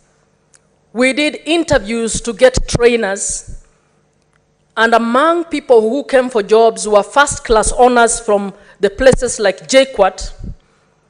But on interviewing, the people, most of the people who got jobs were those who began as artisans, went on, did the diploma, went on to do a higher diploma or a degree. Those are the ones who got the jobs, because when they were asked the practical job way on how, what is this bulb made of, or how do you connect these particular joints, we found that those with first classes from the universities we think are the best were unable to explain themselves. But those who had come from the village polytechnics going up were able to articulate themselves very well. Mr. Speaker, as we move on, I suggest that you include the need to ensure that this education is accessible to everyone. Access means that we include persons with disabilities. How can TVET vocational education also be possible for persons with disabilities? Access means that women must also, the woman who wants to be the plumber, are we going to lock her out because our culture cannot comprehend a woman being a plumber? The poor who cannot pay the fees that is going to be put in place, how are we going to ensure they are also trading? And Mr. Speaker, I suggest also that this law should provide for computer labs as a compulsory component of TVET education, because as the computers and engineering programs will enable us to come up with an industry that is going to compete worldwide, whether it is the design of furniture, whether it's looking into new technology around mechanical engineering for vehicles, or whatever it is. I am requesting that you consider including that. Finally, Mr. Speaker, for vocational training institutions, I suggest that we deliberately provide a component where they'll be able to do their practicals within the communities. As you may have noticed, we have lost out on extension services in agriculture, for instance. It would be good if these institutions will be working with the communities on issues of water conservation, on issues of agriculture, smart agriculture, on issues of understanding which fertilizer is appropriate or not appropriate to use. I suggest that we deliberately include this part. Otherwise, I commend this team and I support. Thank you very much. Thank you. Senator Christo Asigekege. Thank you, Mr. Speaker. It's very good to see you after some time, and thank you for mentioning all my government names. I like to hear them all. Asante.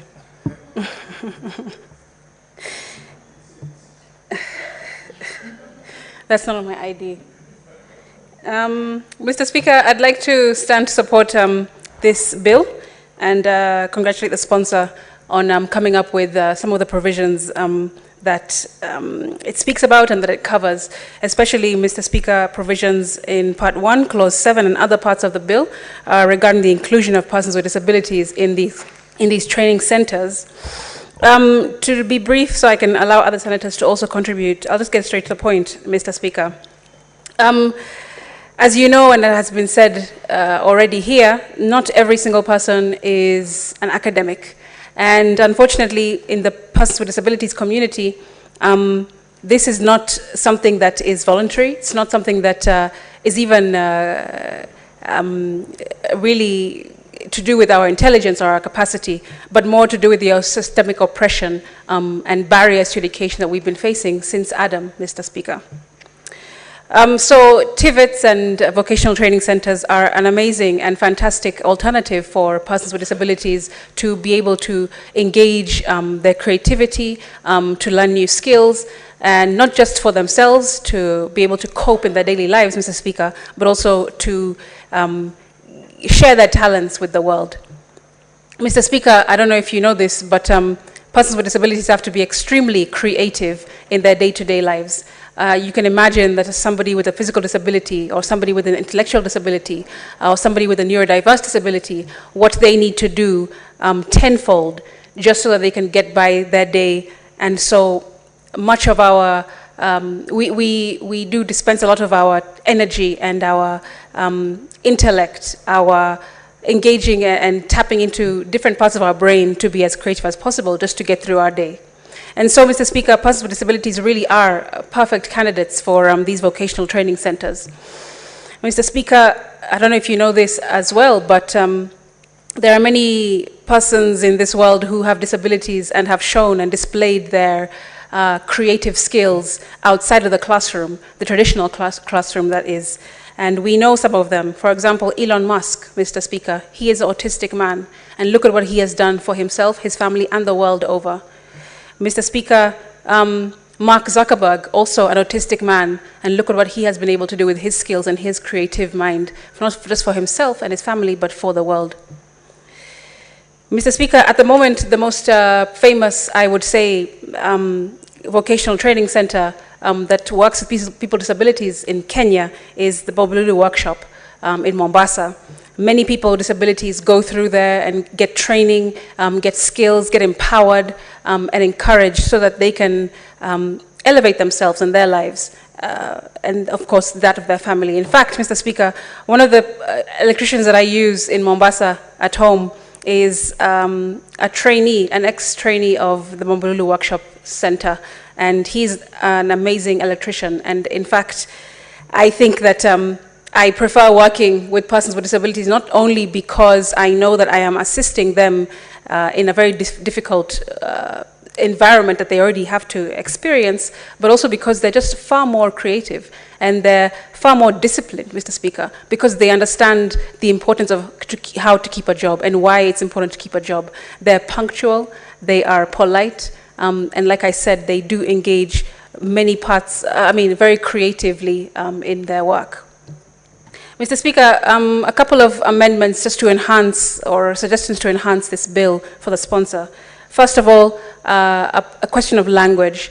It talks in the bill about trainees with disability rather than trainees with disabilities.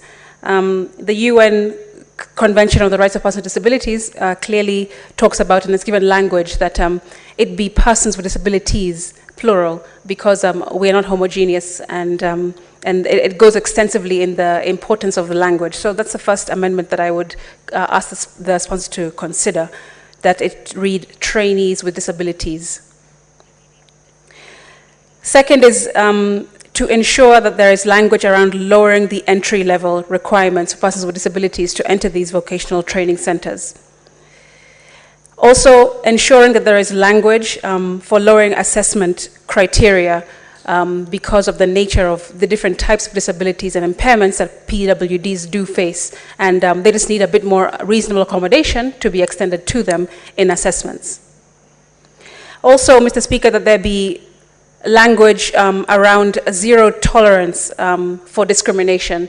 Mr. Speaker, there have been many a time that people with disabilities have come up to me in conversation or just to get advice in terms of what do I do when I walk into a place, a building, a training institution of any kind, and because of my disability, they already judge me and say, because you're blind, surely you cannot be a carpenter. Because you have a physical disability, surely you cannot be a welder, and so on and so forth. So, Mr. Speaker, there be a zero tolerance policy in that respect. Also, Mr. Speaker, excuse me. Also, Mr. Speaker, to ensure that the staff that are working at these institutions and centers have undergone inclusive education training from KISE or other educational institutions in Kenya that have them to understand how to teach and how to interact with trainees with disabilities who are going to be in these centers. Next, Mr. Speaker, that at all levels at the CS of education, ensure that there be core units on universal design principle. Mr. Speaker, a lot of the things that we use today in the world have actually emanated from being a solution, a creative solution to aid and accommodate persons with disabilities. And that's because these inventors or these innovators have understood the principles of universal design. That is, designing for every kind of user that may be interacting with the technology therein. Mr. Speaker, it'll interest you perhaps and other honorable members to know that the keyboard was actually invented as a solution for visually impaired persons so that they can be able to type and write with ease. And now, Mr. Speaker, because that is a universally designed innovation, every single one of us uses a keyboard from all ages today. Mr. Speaker, also text messaging is another innovation that was created to provide a solution for the deaf, because of course, as you can imagine, they cannot pick up the phone and speak on a receiver like the non-disabled, Mr. Speaker. And now every single one of us uses text messaging every single day. I'm sure even through this sitting, people have been texting, Mr. Speaker. Another innovation that has been, that has culminated from being a solution for a person with disability is the automatic car. Mr. Speaker, this was a solution that in part was to assist persons with physical disabilities who may not be able to move their... Senator Sige, you have 2 minutes. Thank you. To move and drive a car like the non-disabled, Mr. Speaker. And so units on universal design through the Ministry of Education, I think would be a great addition to this bill. Mr. Speaker, also I'd like to finish by saying that the board members should also constitute persons with disabilities, at least 2, Mr. Speaker, in the board of these centers, so that we have representation, and not just representation, Mr. Speaker, but diverse types of impairments that are represented in these boards. A person with, like I say, who is deaf will give different perspective than a board member who perhaps has a physical disability, and so on and so forth, which will enhance the quality of education in these training centers. I thank you, Mr. Speaker. Thank you. Let us have now Senator Perez Tobiko. Thank you, Mr. Speaker. Mr. Speaker, I rise to support and to congratulate the mover of this bill, Mr. Speaker, Senator Kajwang. Mr. Speaker, I think this bill comes at the right time when our counties require such regulation and standardizations of these institutions, the vocational training centers, Mr. Speaker. Mr. Speaker, for quite some time in the Kenyan education system, we have had more or less like the straight line. Those who perform well will move from primary school to secondary schools, then from secondary schools to the university, and quite a number of other learners are lost in between. And so, Mr. Speaker, the vocational centers have come to provide a solution so that there is an exit point for those who have not been able to make through the academia, Mr. Speaker. I think this bill addresses such people and makes, our education system an all-inclusive system where every person with different endowments and different talents are taken care of. Mr. Speaker, it doesn't matter for those who have gone and become doctors, others who have become pilots, and others policy makers.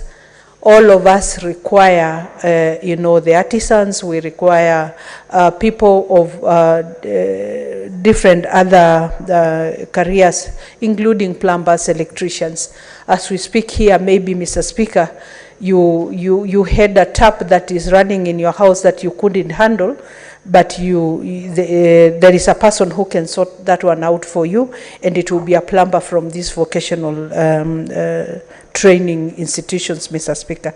And so, Mr. Speaker, it is very important that we get our counties to put in resources, put in standards and structures and policy formulations to guide these centers, Mr. Speaker. Mr. Speaker, whereas we say this, I want to agree with Senator Thangwa that this bill should not come to, become an impediment for small businesses, so that counties do not go on the rampage on trying to influence every small business that is coming up. Maybe for those that want, to grow, because every institution may begin small, but finally will want to graduate into big institutions that are examinable, that provide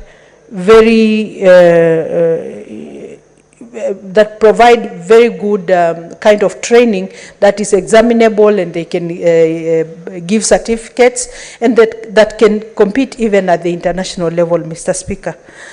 Mr. Speaker, also, when you look at the joblessness in this country, and we have a lot of our youths who are jobless, I think this is one of the greatest challenges in this country right now.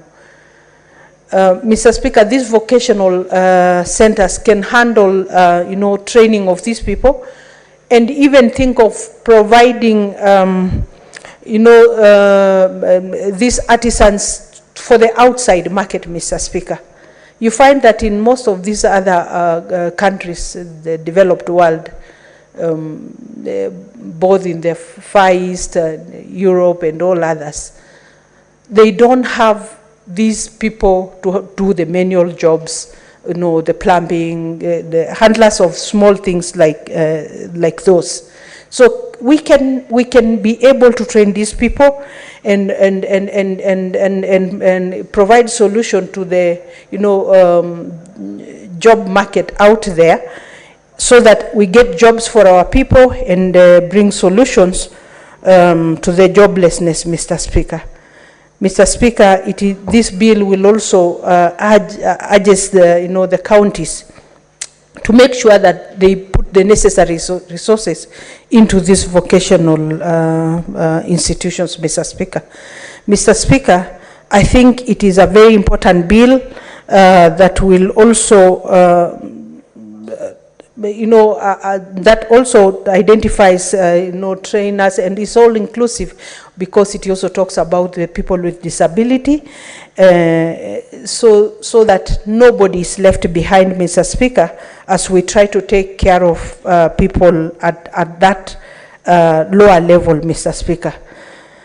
Mr. Speaker, I think this bill has addressed quite a number of issues, even in terms of the relationship between, where the national and the county level, the involvement of the CS in terms of policy formulation, and the CCs, in terms of accreditation and registration of these institutions, Mr. Speaker. And so, Mr. Speaker, I support that this is a very important bill that helps us to address employment challenges, helps us to address the gaps in our education system, helps us to take care of all people, not necessarily those who perform well in schools, Mr. Speaker, but these are very crucial services in society that we will need and that can be taken care of by the vocational training centers. Mr. Speaker, I do agree that 1 or 2, 3 amendments can enhance the benefit of this bill, and so I hope Senator Kajwang, and who is listening very keenly, will take care of the few concerns that have been raised by members, Mr. Speaker. I thank you, Mr. Speaker. Thank you, Senator Sifuna Edwin wa Kenya.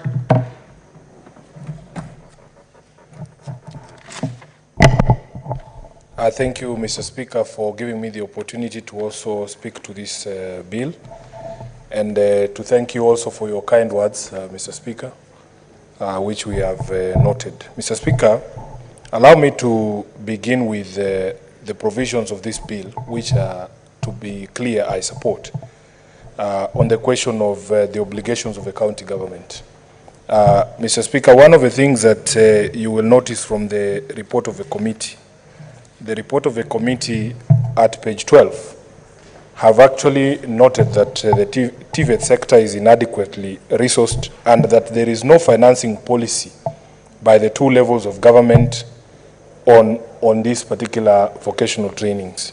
Mr. Speaker, my worry is that we need very clearly to provide for how we are going to be able to source funding for these particular vocational centers. Because, Mr. Speaker, if you go to section 5 of the bill, the training infrastructure, the equipment, the learning and training resources, that is essentially the teachers and the lecturers, are all the responsibility of the county governments. Then if you look at under Article 5E, that the counties are supposed to also provide the funds necessary for the development of vocational education and training centers. Mr. Speaker, what this speaks to, if you look at the responsibilities of the county under the 4th schedule, in fact, out of the 4, when it comes to education, pre-primary, village polytechnics, childcare facilities, and home craft centers, I think the counties have only made advancements when we talk about the ECD classrooms. And we still have challenges that we still don't have enough ECD classrooms in our counties.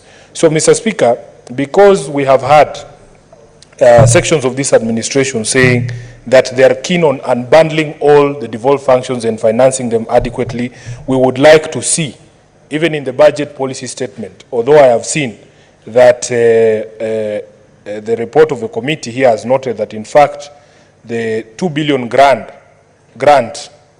for funding the rehabilitation of vocational training centers and village polytechnics was converted into the equitable share in the 2022-2023 financial year.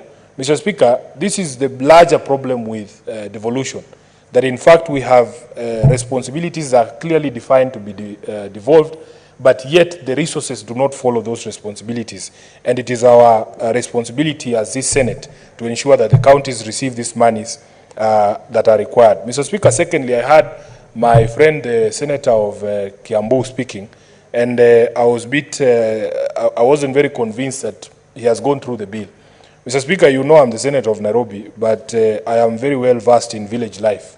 There are things there in the village that require people who have very specific technical skills. And I'll give an example. In your village, if you have a kettle dip, and you need just someone, a young man who has the skills to mix those chemicals properly, so that your cows don't die when they all plunge there. That is somebody who needs some basic training on that. Mr. Speaker, sometimes it rains, and the wires there, the connections to the electricity connections, they trip. And you just need somebody to switch that thing back. You cannot go on that tree yourself. But you need these young people in the villages to develop these critical skills. I can give you a more critical example because I'm a Luya man. When the posho mill in the village breaks down, Senator Kajwang knows what I'm talking about. And it is a crisis for the entire for the entire village, Mr. Speaker. You have to look for somebody who has basic technical skills to be able to replace even the basic components of that posho mill. So you can have many examples, including vaccination of animals, even artificial insemination, plumbing. Nowadays, everybody's putting up a house in shags, and sometimes it becomes difficult, Mr. Speaker, when you need these services and they are not there. So what is required? Yes, we need these vocational training centers, but we need to properly fund them. And if it is possible, this Senate should define that funding and ring-fence that funding so that it is not utilized for other things other than what it was meant for. Mr. Speaker, lastly, because of the resolution of our issue, and now I sit next to Senator Crystal Asige, I have become very, very, I always look out in legislation and any policy on whether issues of persons with disability have been mainstreamed. I want to confirm to Senator Asige and in fact congratulate Senator Kajwang that from the inception of this bill, you can see a clear intention to make sure that you mainstream persons with disabilities in the bill. Mr. Speaker, starting from the broad definition of PWDs, I am not sure I want to say this, but I'm sure Senator Asige would be impressed by just how broadly the term PWDs has been defined in Section 2 of the bill. Mr. Speaker, it has also placed a responsibility, this bill, on the national, on the county governments. If you look at Section 5F, to be the ones to identify trainees with disabilities in the county, undertake an assessment of their needs, and put in place measures for the provision of vocational education and training to them. Then, Mr. Speaker, even in the construction of the centers themselves, if you look at Section 7, subsection 2A, the counties are supposed to put in place the necessary infrastructure and mechanisms to ensure that those trainees with disability are provided with appropriate interventions so that they are able to access that education, the training that they need. So, Mr. Speaker, I am generally impressed with the bill. I want to conclude with some concern that I'm sure Senator Kajwang will take positively on the question of sponsors. Yes, the bill provides, Mr. Speaker, that even a public vocational training center may be sponsored by a private person. But then under Section 10, Honorable Speaker, subsection 4, it says that notwithstanding that the fact that the sponsor of a vocational training center is a faith-based institution. Under Senator Sifuna? Yes. You will have a balance of 4 minutes, the next sitting. Oh, we have run out of time? Yes, it's 6:30. Okay. So you have a balance of 4 minutes. And also I've noted with the concern, Senator Julius Mulugo, Senator Ali Yaminda Kibwana. I've noted. No explanation. Senators, it is now 6:30 p.m. Time to adjourn the House. The Senate therefore stands adjourned until tomorrow, Wednesday, 22nd March 2023 at 2:30 p.m.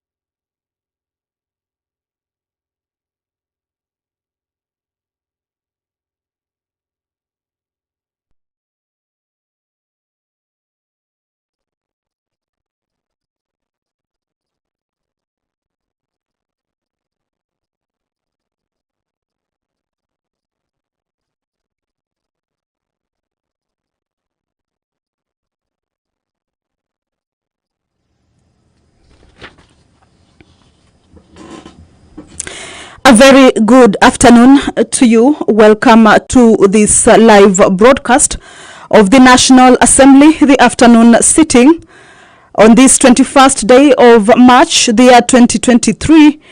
This live broadcast is brought to you by the Parliamentary Broadcasting Unit in partnership with the Kenya Broadcasting Corporation.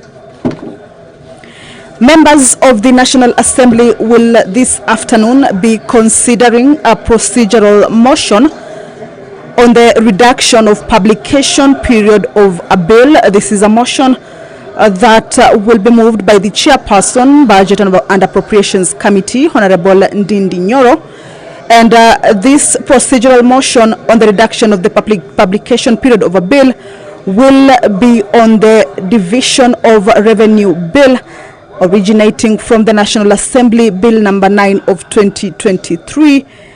And the mover of the motion will be seeking to have the House reduce the publication period of this particular bill from 7 days to 1 day. The Division of Revenue Bill, National Assembly Bill number 9 of 2023, will see the House consider this procedural motion to allow this bill be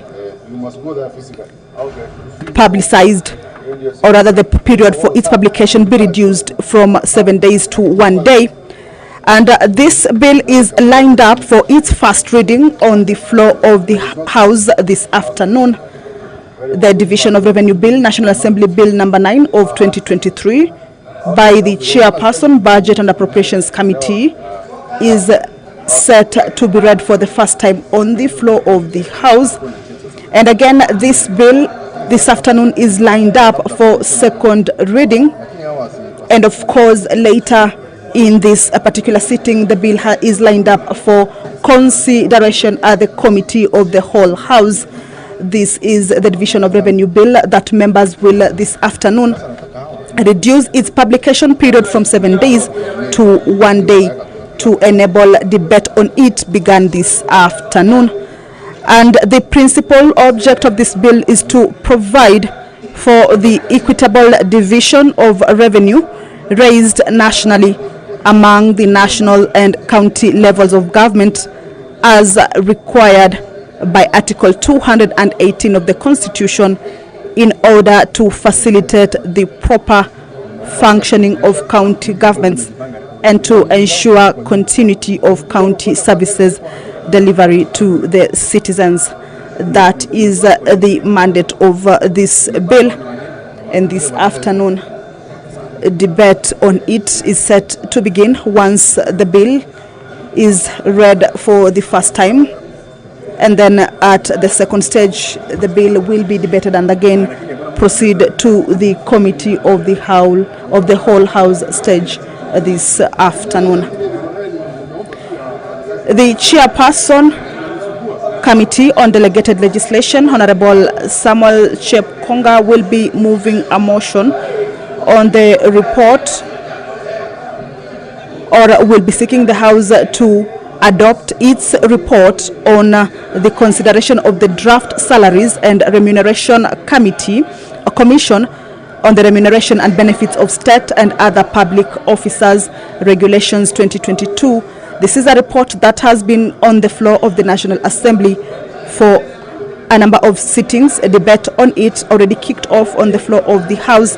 And this afternoon, this report seeks to have the House reject in totality the report, and or rather the regulations, the Draft Salaries and Remuneration Commission Regulations 2022, and a question will be put this afternoon for the members to vote on that report. Of course, the report is seeking to have the House reject the draft, and this afternoon the question will be put for the members to vote on it. A motion by the Chairperson Select Committee on National Constituencies Development Fund, Honorable Sirma, on the approval of nominees to 3 National Government Constituency Development Fund committees is also lined up for consideration. This is a motion on the approval of nominees to 3 National Government Constituency Development Fund committees, a motion that is moved by the Chairperson Select Committee on National Government Constituencies Development Fund, that there are quite a list of names that this motion has highlighted, and members will be considering that motion. The Speaker of the National Assembly, Honorable Moses Wetangula, is in the chambers. He will be presiding over this afternoon sitting. Allow me to hand you over to this live broadcast brought to you by PBU in partnership with Kenya Broadcasting Corporation. Good afternoon. Mimi na tuombe ewe Mwenyezi Mungu ambaye kwa hekima na wema wako umetoa nyadhifa za viongozi na mabunge kwa ustawi wa jamii na utawala wa haki wa wanadamu. Tukutii utusamee kwa neema nyingi sisi watumishi wako ambao wameridhika kutuita ili tutekeleze shughuli muhimu za jamhuri yetu. Tukuomba uteremshie baraka zako sisi tuliokusanyika hapa, na utujalie tuyatende na kufikiria mambo yote yatakayofikishwa mbele yetu kwa njia ya haki na uaminifu, ili utukufu na sifa zako ziendelezwe, na ili kustawisha amani, ufanisi na heri ya nchi yetu na wale ambao haja zao umezikabidhi mikononi mwetu. Amen.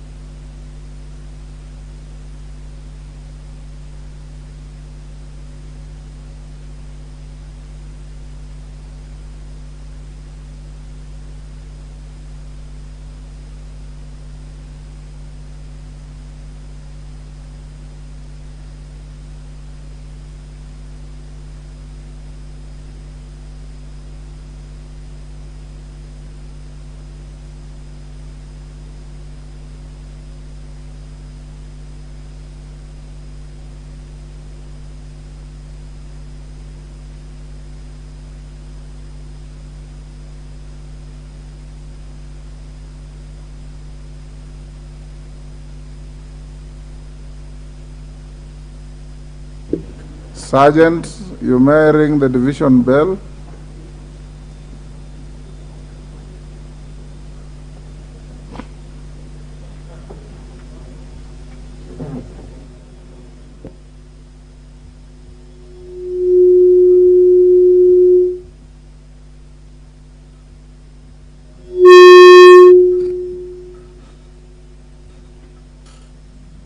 Well,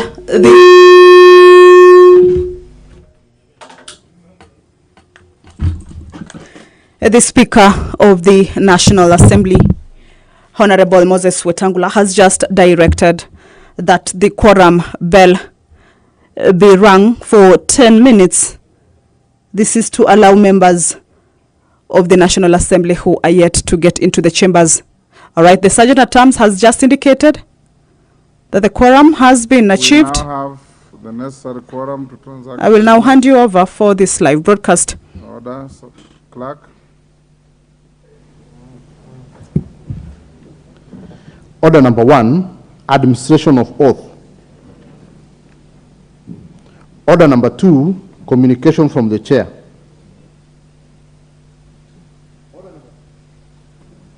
Order number 3, messages. Order number 4, petitions. Order number 5, papers. Majority. Honorable Speaker, I beg to lay the following papers on the table of the House today, Tuesday, March 21st, 2023. Number 1, reports of the Auditor General and the financial statements on Kenya Tsetse and Trypanosomiasis Eradication Council for the year ended 30th June 2019, 2020, and 2021, and the certificates therein. Reports of the Auditor General and financial statements in respect of the following institutions for the year ended 30th June 2022, and the certificates therein. East African Regional Transport, Trade and Development Facilitation Project, and that is IDA credit number 5638 KE. Information and Communication Technology Authority, Horn of Africa Gateway Development Project, IDA credit number 6768 KE, Information and Communication Technology Authority, Vijana Vuka na Afya Youth Program, grant number 201367465, State Department for Youth Affairs, Tuake Multipurpose Water Development Program Phase 1, that is African Development Bank loan number 2100-1500-299993, 2000-2000-3351, AGTF number 5050-20000501, and African Development Bank grant number 2100155025-973, that is the Ministry of Water, Sanitation and Irrigation. E, Ruabura Irrigation Development Project, National Irrigation Authority. F, National Information Platform for Food Security and Nutrition Project, that is Food 2017-393-022, Kenya National Bureau of Statistics. G, Kenya Italy Department for Development Programs, Ministry of Water, Sanitation and Irrigation. Independent Electoral and Boundaries Commission, Office of the Registrar of Political Parties, Insurance Regulatory Authority, State Department for Interior and Citizen Services, the National Treasury, Nairobi Thika Highway Improvement Project, Lot 1 and 2, that is credit number 21001-5001-5544, Kenya National Highway Authority, Mombasa Nairobi Addis Ababa Road Corridor Project, Phase 2, that is Marsabit Tarbi Road, ID number PZI-DBO027, Kenya National Highway Authority. Mwea Irrigation Development Project, loan number KEP27, National Irrigation Authority. Bura Rehabilitation Development Project, loans number Badea 3530, LA 763, Kuwait 752, OPEC 1154P, National Irrigation Authority. And finally, Honorable Speaker, Water Sector Trust Fund. It's not finally, I left it a few.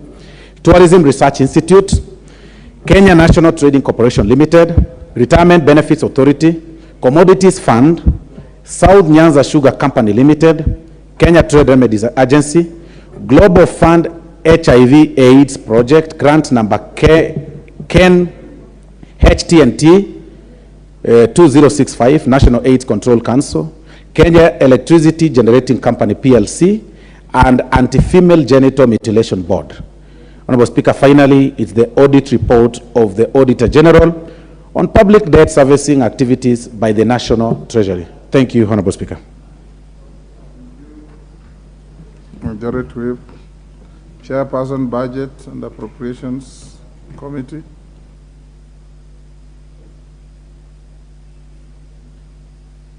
Dindi Nyoro. Hold that. Chairperson, Departmental Committee on Defense, Intelligence and Foreign Relations.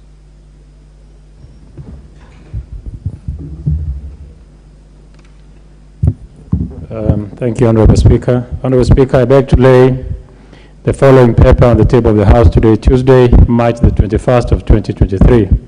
Report of Departmental Committee on Defense, Intelligence and Foreign Relations on its consideration of the agreement between the Government of the Republic of Kenya and the Government of the United Kingdom and Great Britain and Northern Ireland on defense cooperation.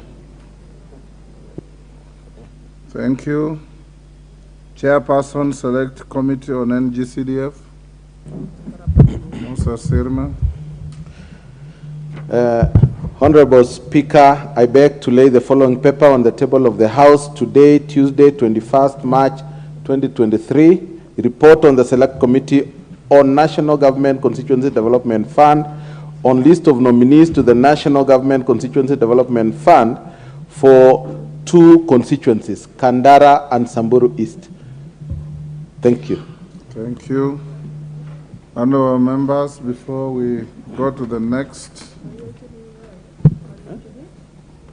I wish to introduce to the House a delegation from the Parliament of Zambia who are seated in the Speaker's row. The delegation comprises members of the Parliament Committee on Youth, Sports and Child Matters. They are 1. Honorable Sydney Mushanga MP, Chairperson. Honorable Emelda Munashabantu MP, Vice Chair. Honorable Chinga Miyutu MP, Member. Honorable Edika Singombe MP, Member. Honorable Pavyuma Kalobo MP, Member. Honorable George K. Kandafula MP, Member. Honorable Mishek Mutelo MP, Member. Honorable Allen Banda MP, Member. Honorable Michael J.Z. Katambo MP, Member. And Honorable Golden Mwila MP, Member. Honorable members, the delegation is accompanied by 2 parliamentary officers, Evans Chilongu and Ms. Priska Shimalungwe. The delegation is on a visit to benchmark with their counterpart committees of the House on the best practices to enhance the plight of children born or brought up in prison or correctional facilities. Honorable members, on my behalf and on behalf of the National Assembly, I welcome them to Parliament and wish them fruitful engagements during their stay in the country. Thank you. Is Ndindi Nyoro in now?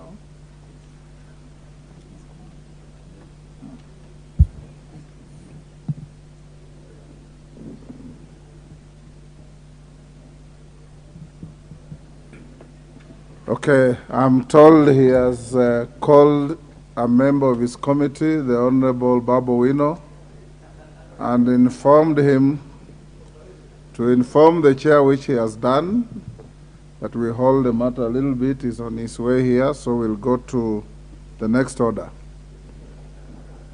Thank you, Babu Wino. Order number 6, notices of motion. Chairperson, Departmental Committee on Defense, Intelligence, and Foreign Relations.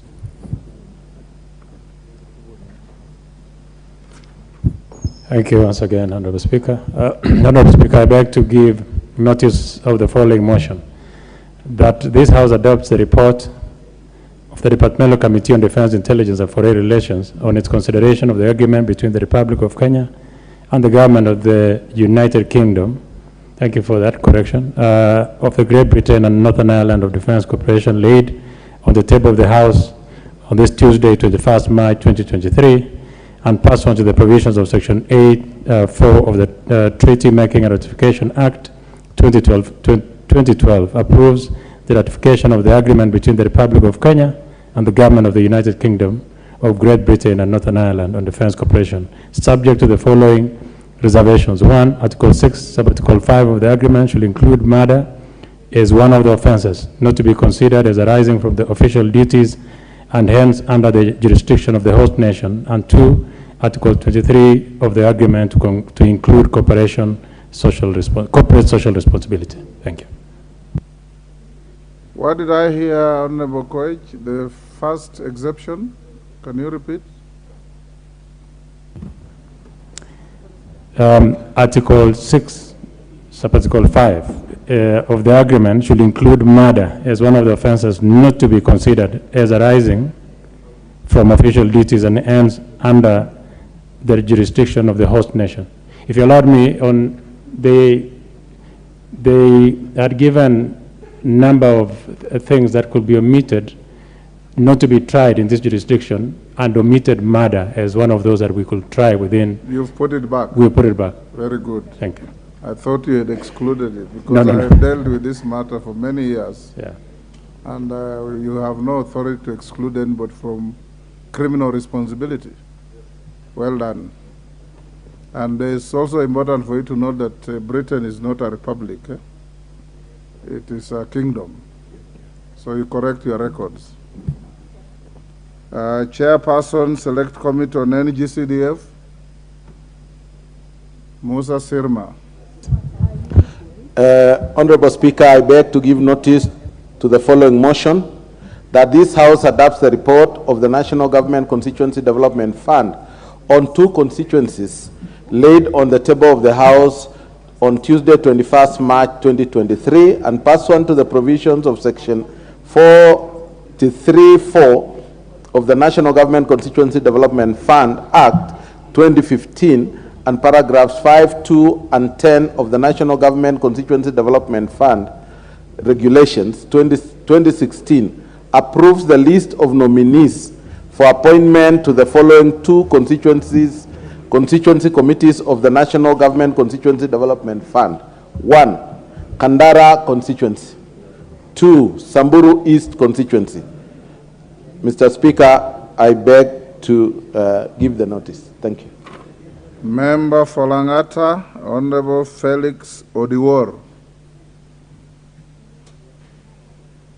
I thought you were called Jalango. Thank you. Oh, that's a nickname. That's my name, sir. Yes. Thank you, Mr. Speaker.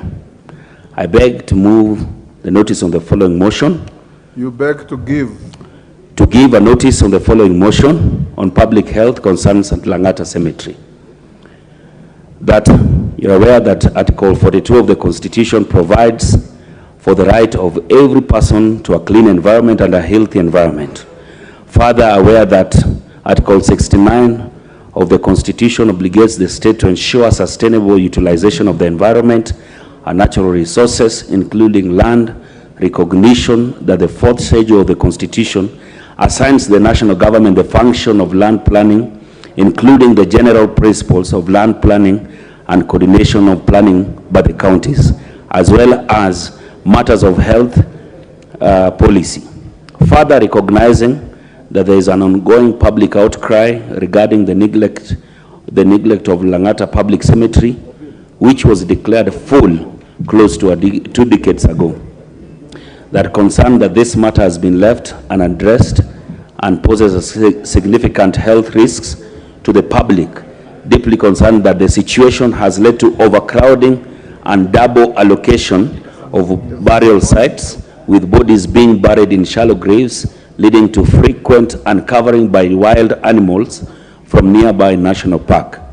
Further concerned that this has caused untold anguish, pain, and suffering to the bereaved families and psychological torment to the neighboring community.